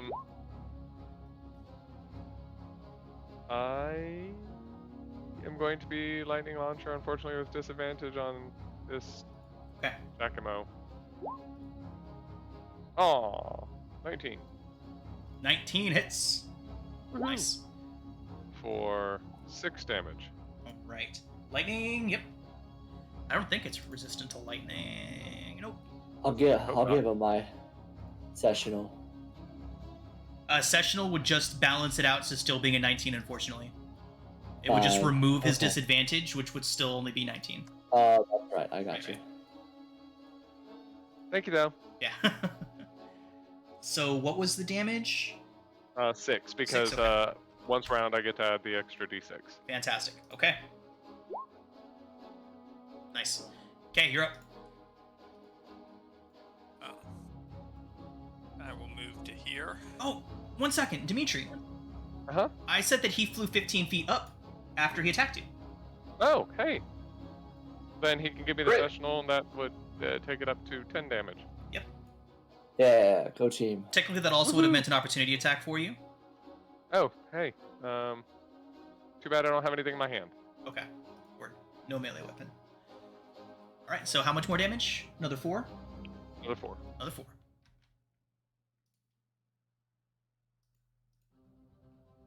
Okay, so my turn. Yep, you're up. Go ahead. Okay, so I moved to where I am now, which is 10 feet of movement, and I keep on blasting. Blasting. Eldritch Blast. Right. Woohoo! I assume a 20 hits. 20 for a hits. Measly 4 damage, 10 feet straight away from me, and wisdom save. Wisdom save.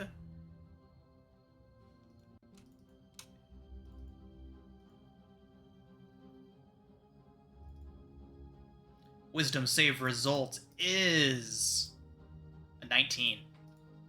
Run it. Yeah.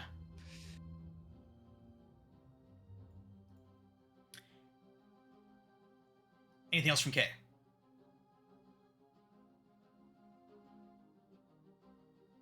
He's gonna move to there.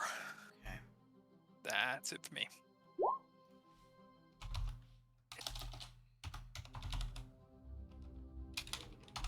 I'm gonna hit him with my spear. Okay. You're going after I'm Yatoro not. still? That's a Yeah. hit.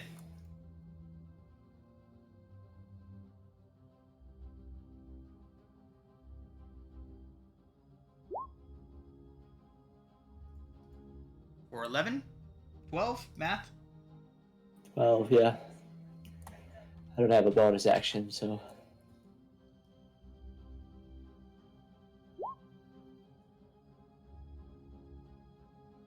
Okay. Brings us to the two gargoyles. This one still in the air is going to fly down to just 5 feet above you all, just high enough to reach down and start swiping at you. It is going to be a bite attack for K. That is a 13 to hit, K. Miss. Claws for Dimitri is a Back 19 away to with hit. my shield. Hit. For 7 slashing to Dimitri. Ow. Stop it. Right. Boop him on the nose. Whoop him on the nose. With a hammer, preferably. Alright. Red, the gargoyle in front of you, is going to continue its assault. It is a 19 to hit with the bite attack, and a 14 with the claw. I'm sorry, at advantage, that is a 19 and a 22. Because of reckless. Yeah. It is 11 points, halved down to 5. Okay. Just standing strong. Zero, you're Quick up. question. Go ahead. Did the gargoyle that attacked us, did it stay on the ground? Like, It is flying 5 feet above you all, so just Okay, within range, so but it- it is still within striking range, yeah.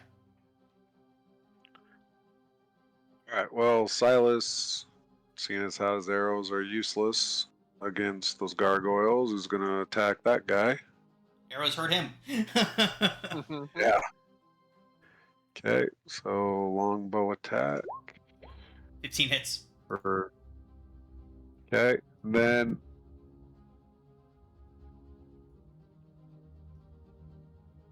Yeah, okay. For. Can I got Piercer as a feat, so I'm Okay. gonna re-roll Yeah, then the 1. re-roll Yeah, that D8. You got a 1 in there? What's that? Piercer's re-rolling No, I got ones on piercing damage, right? I thought Piercer was re-rolling in general. Okay. It's here. Let me put it up. Maybe it's just I had a player that only did it on 1s, so maybe he just did it that way. Yeah, I rolled a 2, so I'm gonna take Okay, my, cool. my chance. All right, so D8. It's weird. He literally only did it when he rolled natural 1, so I figured that's just the way that ability worked, but apparently not. All right, so that's 10 damage. All right. Oh yeah, he's And looking then really rough. Ember is gonna take a bite out of his ass. Okay. So, bite action. 24. Good hit. Get Ember I rolling guess- me open here. How do I do the damage? You Let's click see. on the attack, on the word attack in the bar, in the chat bar. Oh. Yep. Oh, okay. There we go. All right, another 3. Just 3. That's it. Okay. Then that's it for me. All right. Tinge, you're up.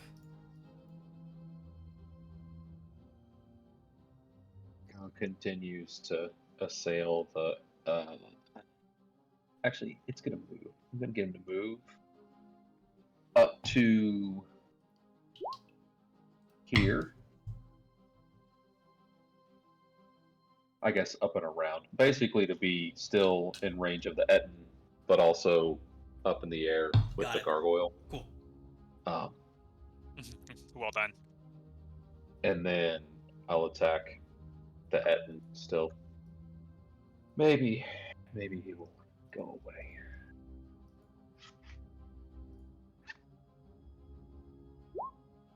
He was a good hit. Okay. 4 slashing. Oh. All right.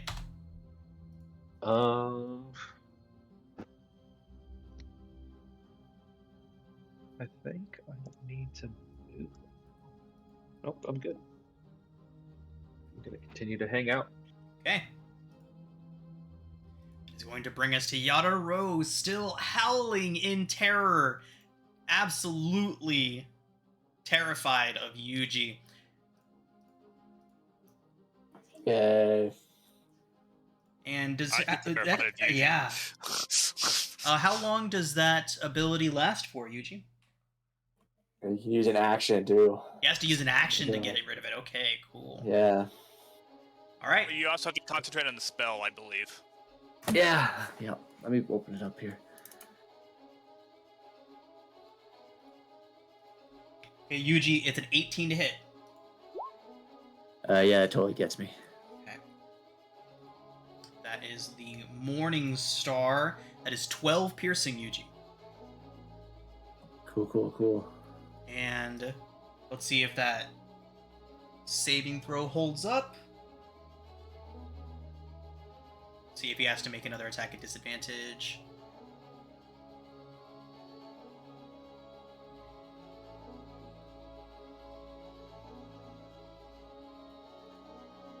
I think he's waiting for a concentration Yeah, save. Yuji concentration saving throw. Oh, my bad. No worries. Brain fog there. Do I not have concentration on for this group? I don't think Yuji turned on his concentration when he cast I the say I don't spell. know where that is. It should What do I it gotta automatically, but it didn't. Weird. Okay. Oh, it only does it if you cast from your spell list, not if you... Like, you've actually got to press... It's a specific button that's linked to the concentration. I see it here. So you can just roll a DC 10 Constitution saving throw.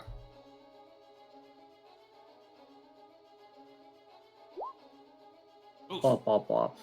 Alright, down goes concentration on the fear. That does not interrupt his backswing into red, it only makes it more accurate. Red, the battle axe at advantage because of your reckless is a 26. Mm-hmm. 19 slashing, halved down to 9 for you. Ooh. Okay. For the big hit. Okay, Red, you're up.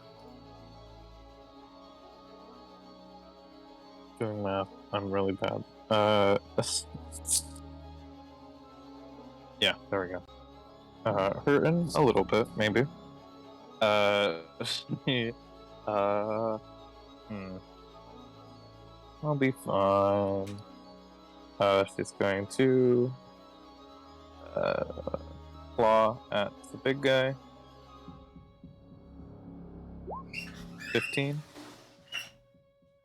15 hits Yatoro. Yeah, 11 slashing. 11, you say. How does Red dispatch Yatoro? Whoa. Okay. You should, I'll say, okay, so she is going to, like, jump onto his back and then, put both of her arms around both of his heads, and then, knock him out. Okay, fantastic. Like basically suffocate him until he passes out. Okay, fantastic. So you are not killing him. Mm-hmm. Fantastic. That. She is conflicted about whether or not she should, because they kind of have like a pretty good reasoning, I feel. Right? So okay. So then she jumps off and she's going to slash at the gargoyle, but not at advantage. All right. 19. 19 hits. For 10 slashing. So 5 total. I Nice. haven't used my reaction yet. I'll give you the reaction. So another D6 fire? Yeah. Do I roll it? Or do you we're letting Zero roll those, yeah. Okay. Nice. If any of you want to roll it, you can. I don't mind. Woo. There it is, okay. All right, And then everybody. she's going to spit at the gargoyle again. Once again, it does not react at all whatsoever. It's like spitting at a statue. All right, everyone. So, as Yatoro collapses down to the ground, lets out a huge breath of air as Red releases him and allows him to breathe, choosing not to kill him. You all... Red, actually directly behind you. You hear... Uh-oh. someone just start clapping. Oh no. Oh wait, it might be him. It might be that guy. Drummond. And you all see a goblin standing on top of the lava. And he says, "That was impressive!"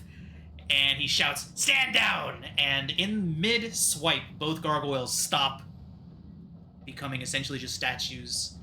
No motion, completely stand still.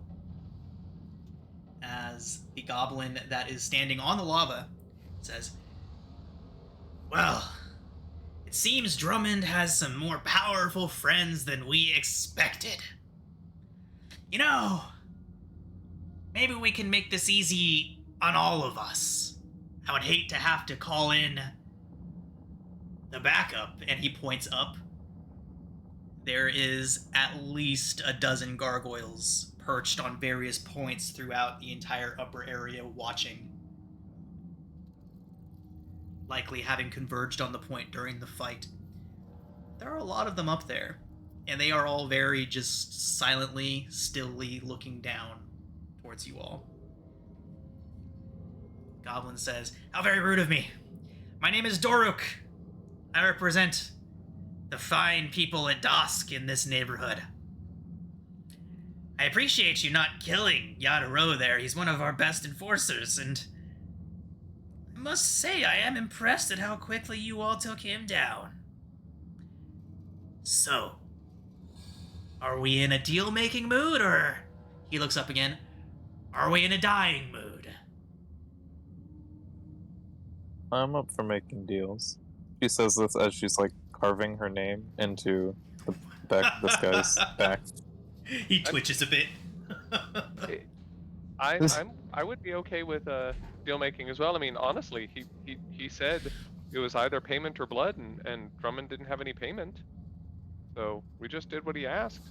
I think that was a deal. I'll pat the gargoyle. It's a bit of a turn of speech, you see. Even if Yadaro had broken all of Drummond's limbs, he would have still owed us the money. Now, broken limbs are one thing. Favors are a lot more valuable to me and my employers. So, how about this? He leans back. He's clearly on a chair now, but you see no chair. Still literally in the middle of the lava. Leans back. What was this guy's name again? Doruk. Doruk. D-O-R-A-K? D-O-R-U-K. Hey, I got it.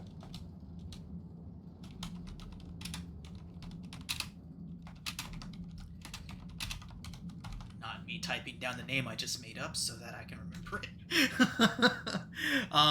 Okay, so says, "My employers are always looking for good help, you know. So, how about this?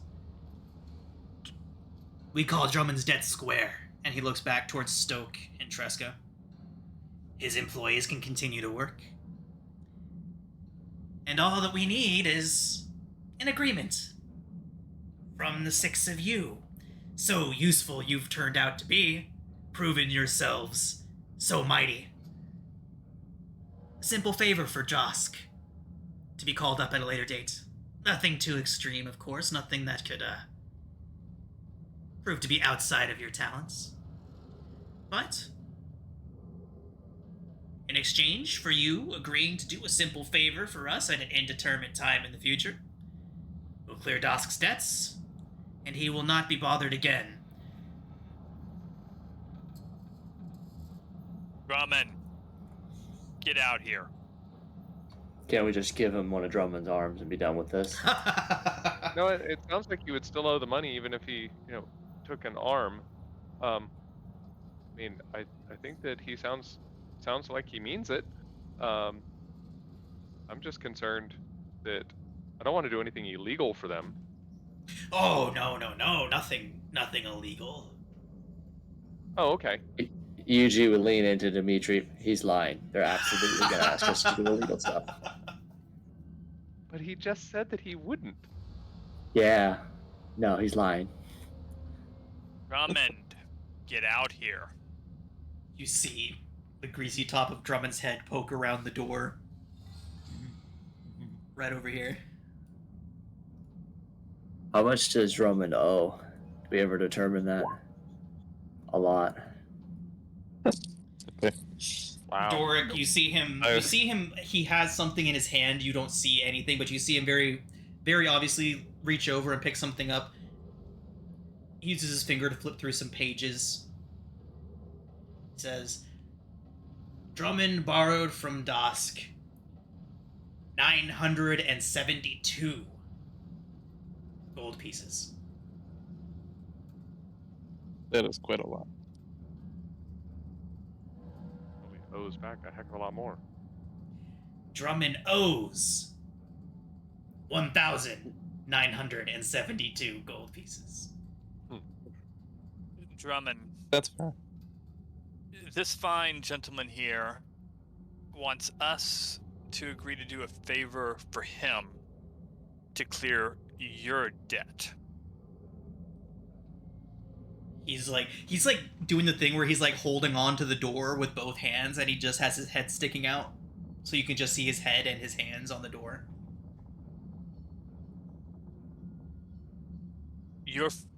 Your crew is capable of making armor, yes? He nods.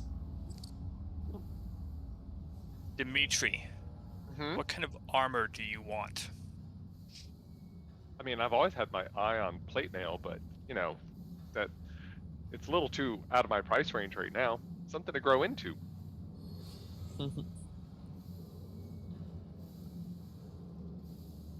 Drummond looks towards Dimitri and looks towards Kay. Go ahead and make a persuasion check at advantage. Or wouldn't it be like intimidating? Yeah, I think intimidation would also be valuable. Either one. I have the same in both. Oof. So Drummond says, I can't. I don't have the resources at the moment, but I can get started. I can try. Where'd all that money go from you exploring the HeroForge? He gulps. I have little sympathy for this man. Does It's Tinge okay. recognize Dorok as being a person of interest? What experience would As related to bounty hunting. to bounty hunting? You say? Okay. Is Okay. he wanted? Go ahead and Hello. make an investigation. Am I still check. connected? Yeah, you're good. We got you. Yes. I didn't hear you say anything for a while there, Foster, so if you didn't say anything, you were not connected. That's fine. Comments. Okay. Yeah. Right. Tinge. There is not a goblin by the name of Doruk on any wanted lists. However, there is a standing bounty for many organizations of any Draask middle or upper management. So it is safe to say that he is wanted, although you don't have a specific writ for him. Okay.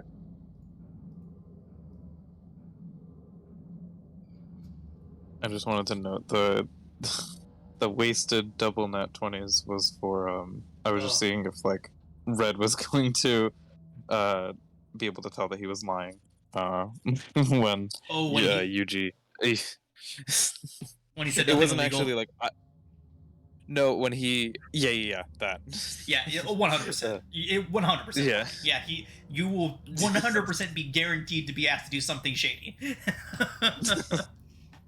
So that's absolutely why I didn't even roll inside. I was like, yeah, this is right. yeah I don't know anything about this It was mostly- organization, and I know they're lying to me. So Isn't it was mostly a shady. joke, but yeah. It was supposed to be a joke. As you all are having this conversation, you see Doric is kind of looking off to the side, his brows furrowed.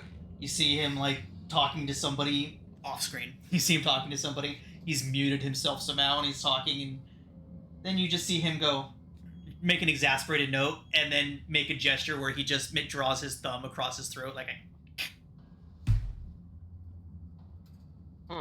Looks back towards you. So where were we?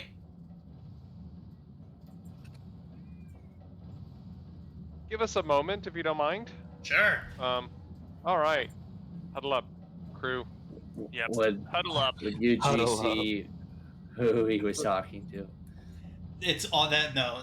So, it's I'm pretty... assuming that he is an illusion, Yes, projection, he hologram. is 100% being projected here from somewhere else.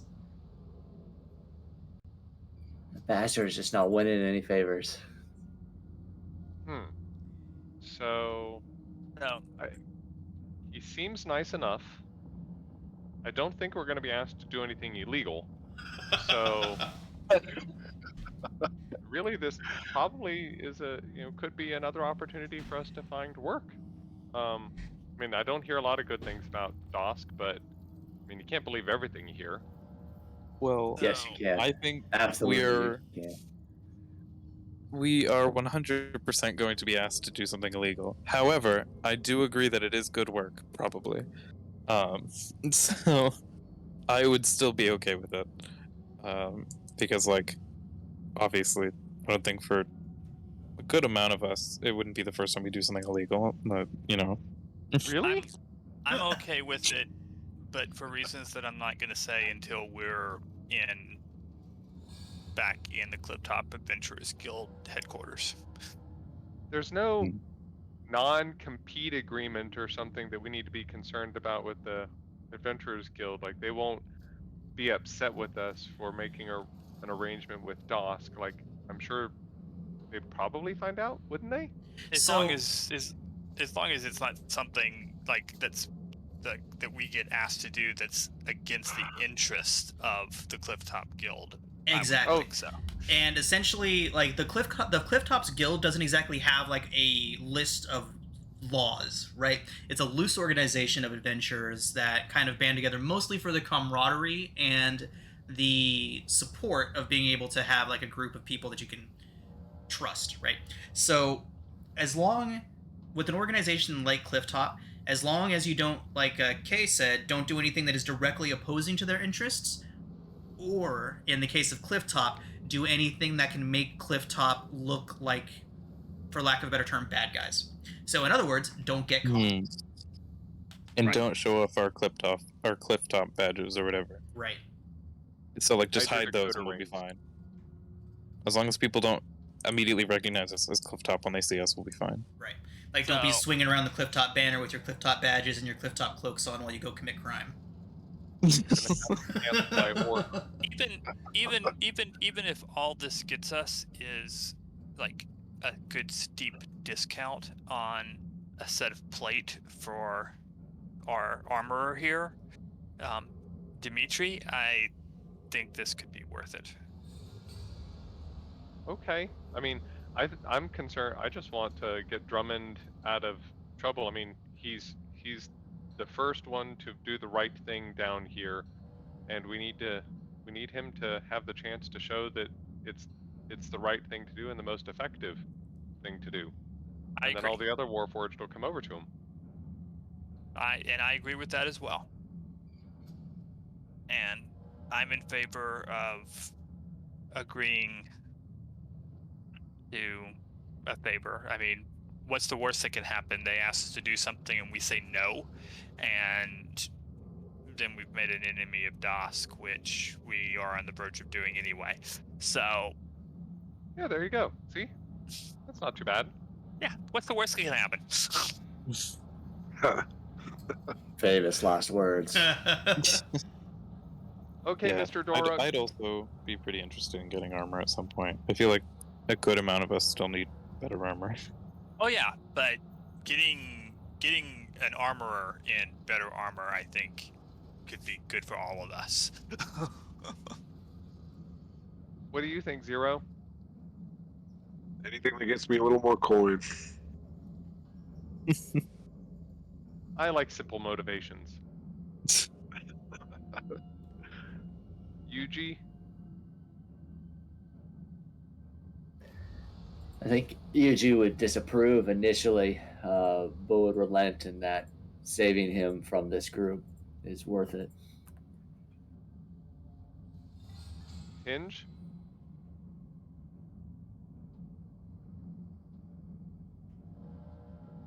Tinge very quietly says, "He's worth money. This is worth it." Nice.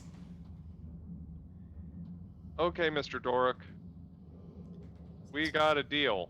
But like we said, we're not going to do anything illegal, and we can't do anything that's against the Clifftop Adventures Guild. And your people are going to leave Drummond and all his employees alone. He stands from the chair that he's been sitting in, makes a wide sweeping gesture. Of course. We'll be in touch. And you see him look up and say, dismissed! And a good 16 gargoyles, you hear them take to the sky, the beating of their wings very loud. They all take off, and you see Doruk tip a little cap. He's got like almost a fedora. It's like a half fedora, thin fedora across the top of his head. Tips it, says, "We'll be in touch," and vanishes. Well, Is that he went well. actually gone? Make an Arcana check. Does any of us have blind sight? Tinge walks over to the area and inspects it. It was in the I'll lava. go ahead and use my sessional. I want a 14. 14? Yeah, there's... So, it looks like the spell that he was using... So there's no trace left of him. And with a 14, you can tell that it looks like he used a combination of a couple different spells. Maybe even a unique thing for Draask. But yeah, it was essentially a combination of Ascending and a illusion spell. Okay. Yuji walks right over to where that dude is and I pulls him assume a aside. I assume a couple of the gargoyles drug off Mr. Two-Headed Guy. Yep, Oh. that would be exactly what happens. The two gargoyles drag Yataro off. We totally took his weapons then. Oversized Morningstar, Well- oversized battle axe. Strength-based fighter, baby. Does any of us use any two-handed weapons? No. Just my brain. Just my brain. Jeez. We could probably sell them for good money. We could sell them to Mr. Debt over here. I don't buy. I just build. Yeah, He would don't he worry would about come it. he would come waddling out and be like, thank you. I owe you all a huge debt. You're right. I'm going to take one of your arms if you screw this up. What? I mean, yeah. Could always use a new arm. No. I was serious about the weapons. Just drop them in his feet and go, "There's the start of your plate mail." Naza says, yes, my word is good. I will do everything I can to craft plate for you all. Thank you. Yuji will wave over the... Oh, Jesus. Halfling forge. Stoke and Tresca. You're going to be reporting to Tresca now to make sure that we keep things appropriate. Tresca crosses her arms in front of her and gives Drummond a curt nod, looking very stern. If Tresca has any problems, she's going to come find us and we'll be able to figure it out together. Drummond says, of course, you got it. I'm on the straight and narrow from here on. No more gambling, no more mistreatment of the Warforged. I'm going to pay them right. I'm on a new path. Awesome. Mm-hmm. And no alcohol. And less alcohol. There you go. Good boy.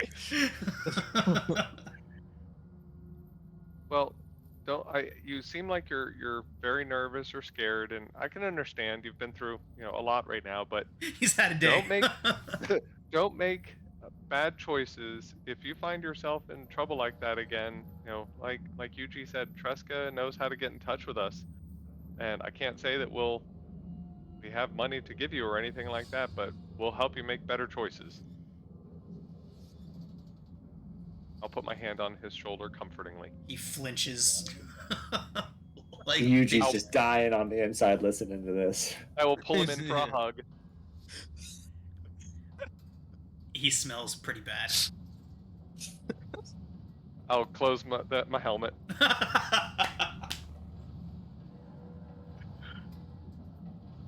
And then let him go. All right, it's all better now. Does Dimitri like scrunch up his nose when he gets closer to Drummond. when he smells how bad what's his name is? You might notice that immediately before the helmet like clicks into place, because I can do that as an action. Red would like throw a bar of soap at him. After they stop hugging. After you back away. Roll is this yours? You're throwing it at Drummond, right? Yes. Roll a ranged throwing attack. a bar of soap at him. Oh no, not like good. I don't want to like hurt him with it. I just want to throw it like to him. Like at worst, it like hits him in the chest and it falls to the ground. Okay. I don't want to. Okay. Okay. Yeah. I don't want to like kill him with a bar of soap.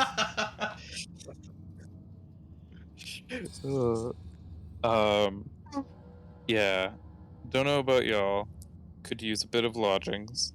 And she is covered in mostly her own blood. Very, very red. Literally. Yeah, we should head skyward. Oh yeah, that's where we were going. Yeah. Onto my very fun second elevator direction. Okay.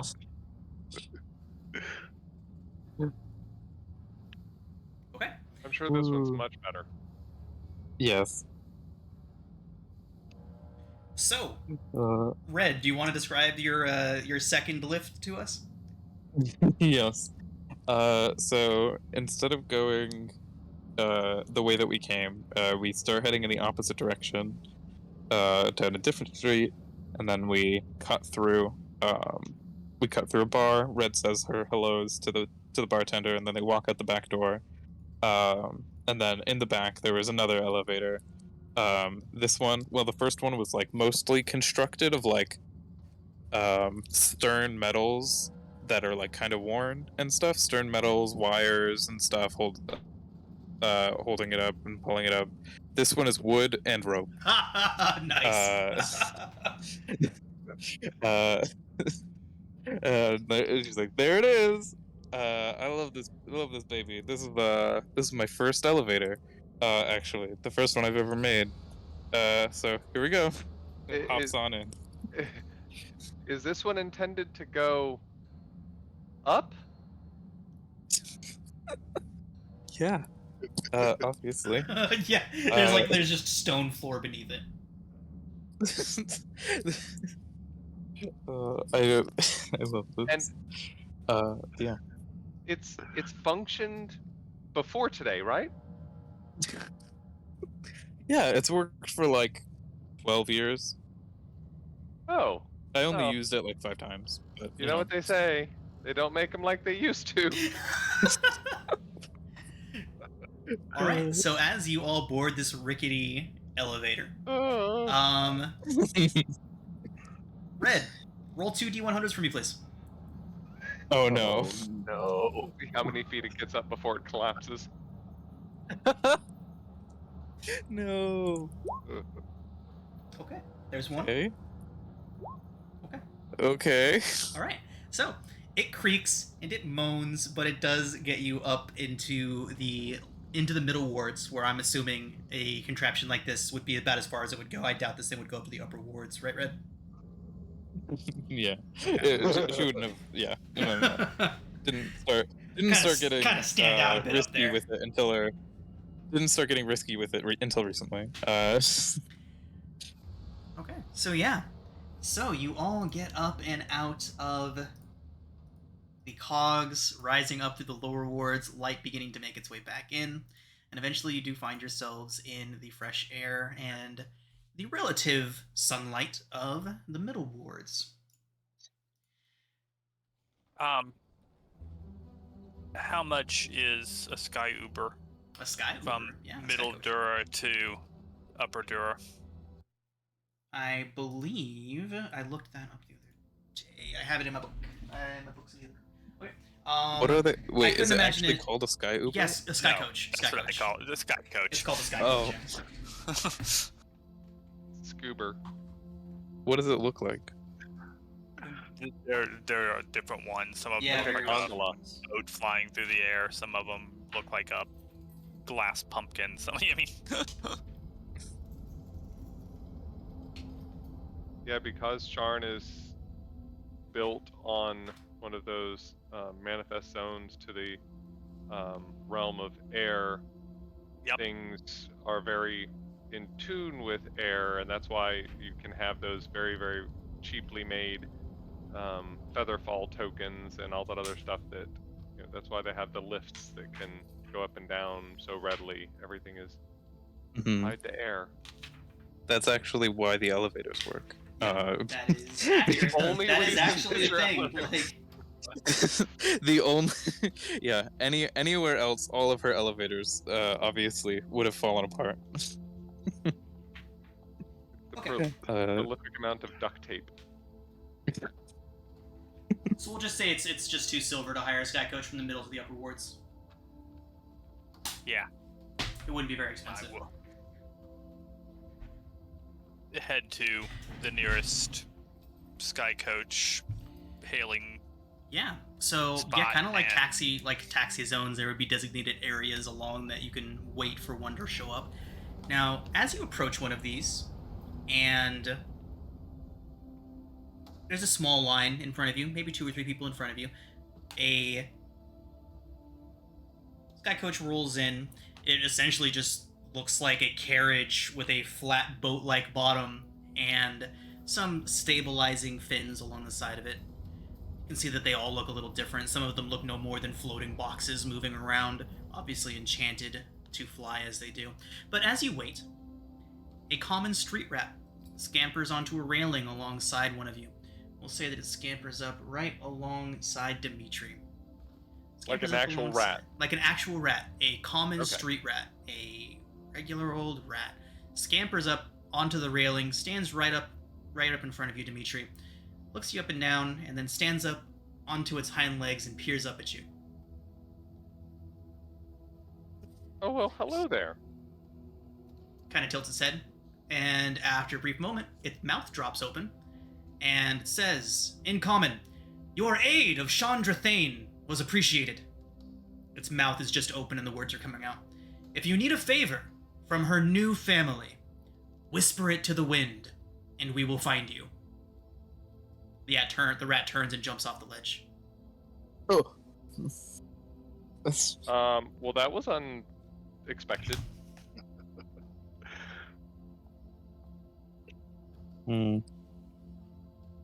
Did everyone else see that?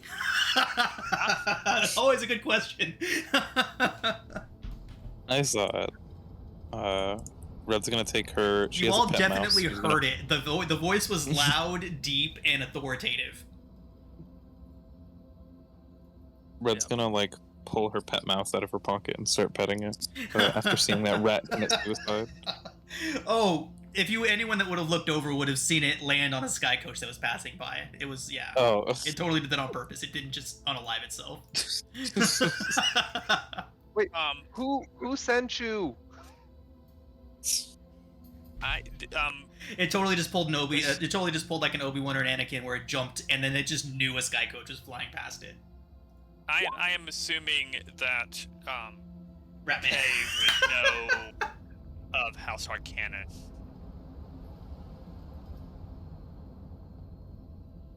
You know what you know.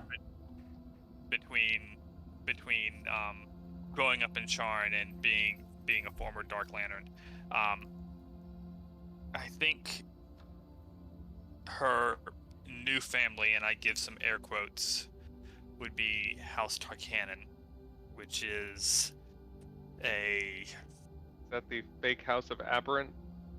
Mark? yes, the loose association for mutual protection of the Aberrant marked. Oh dear, she's gotten herself in with difficult people then.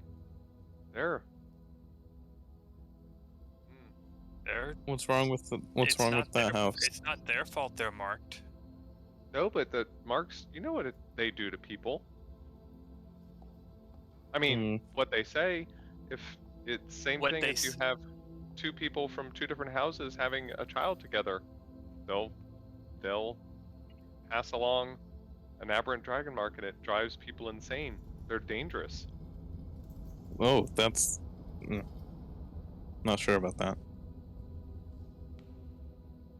Yeah, Dimitri's should keep understanding heading. of it. I mean, Dimitri is a sheltered individual, so his understanding of that is what it is. You know. Yeah. That's what they say. That is what they say. We should and get some. I say it's not their fault. I didn't say it was their fault. And But that they're just trying to survive. And they seem to be happy with us. well, I think we Sky need to talk to coach. Chandra. A Sky Coach pulls up alongside, ready to take you all up. Can someone pay my way? I actually can't afford this. I've got it. What did you do with your 100 gold that we just got? Did we just get paid? Or, No. Well, sorry. I just... I don't think she paid you up front. No, you have not been paid yet. Not until you meet Oh, with okay. Guild Handler Laura.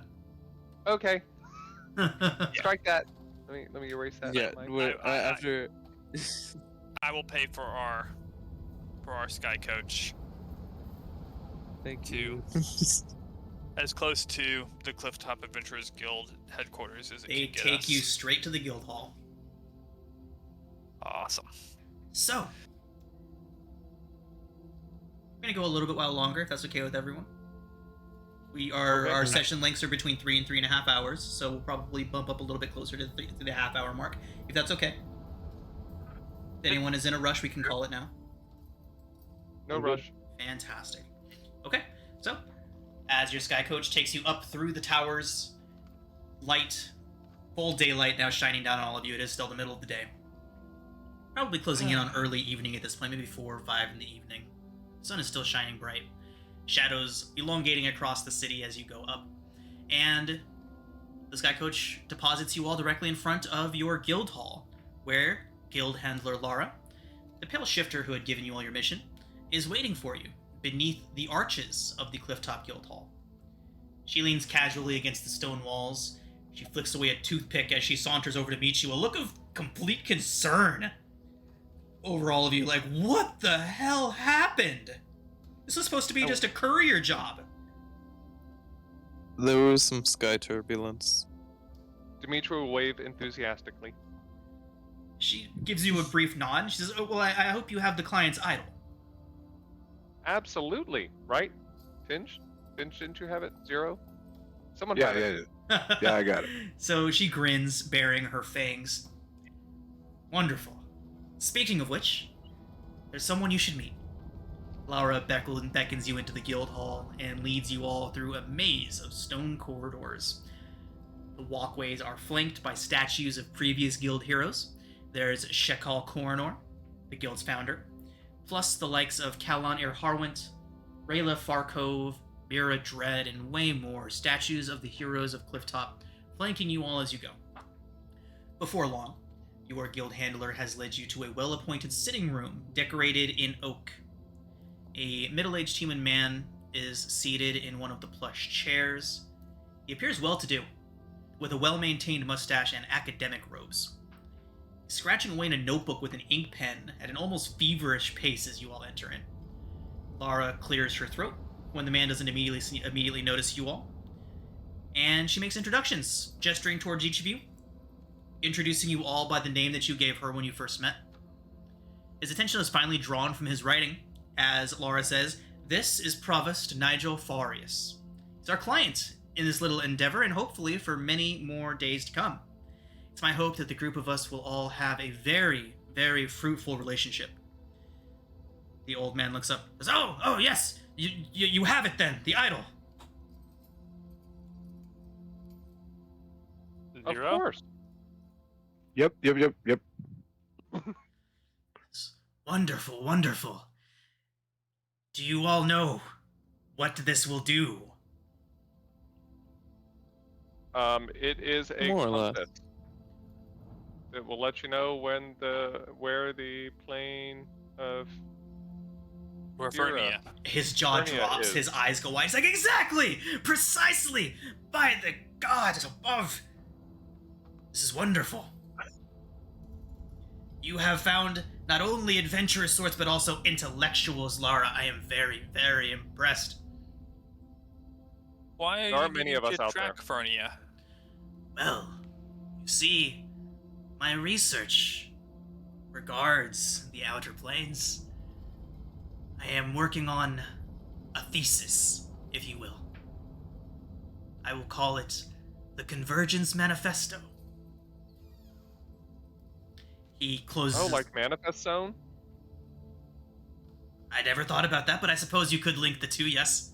Wordplay, if you will. The planes that show was a brief. line ever so nicely. Sorry. You see him scribble in his notebook. Once you say Manifest Zone and Manifesto together, he kind of scribbles in his notebook. Should I trademark that? He looks up, too late! Okay, sorry. Your thesis. I'm very interested. Yes, yes. My work will see war an obsolete structure. I will develop the means to end all conflict in Corvair. It will be a wonderful day. End all conflict? Indeed. And he kind of And- looks around towards all of you, and surely some of you hail from Syri. We must ensure that a devastation of that level never happens again. That is my goal. That is my dream. Surely That's a you noble cannot dream. be so naive as to think that all conflict can be ended. The devastation of Syri did so much, did it not? Ended Oh, the it, Great War. it stopped the worst of the war, but I don't Imagine think such an outcome where no conflict one needed die, where no one needed lost, where an entire nation didn't need fall. I mean, that would be amazing, but how would being able to track the movement of the planes be able to help with that? He says, "It will all come together in time. We've only just begun. My work has only just now began to see fruits. And I should thank all of you for assisting. The Burning Idol is the first of many steps, the first of 13 steps." That's a good round number.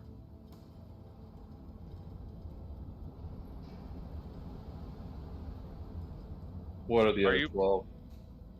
Well, the other 12 planes of Eberron. He So begins you're- listing them off. Go ahead. No, he would just list them off.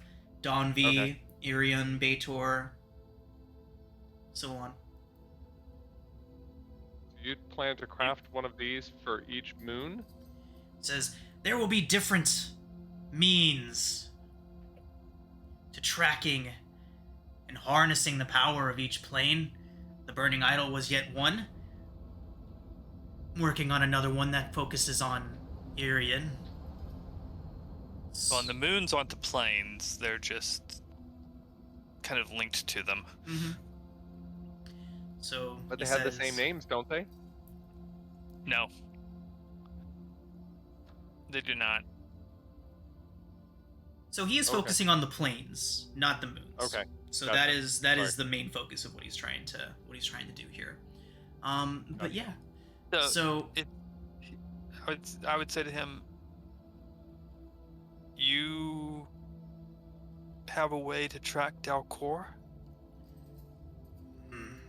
Not yet. Not yet, but I will. My research, my thesis, he gestures towards the book on the table, it will eventually lead us to all the planes. Yuji will pipe up. Tell me what you know about Mabar. If I'm saying that right. Would say, well, my research hasn't delved too deeply into the plane of endless night just yet, but it will. And if you all are to be my chosen emissaries, he looks towards Lara. She kind of gives him like a little bit of a head shake look, like that's not who we are. But she says, envoys, if you will. Says, what if you are all to assist me in this grand endeavor? We will all learn together.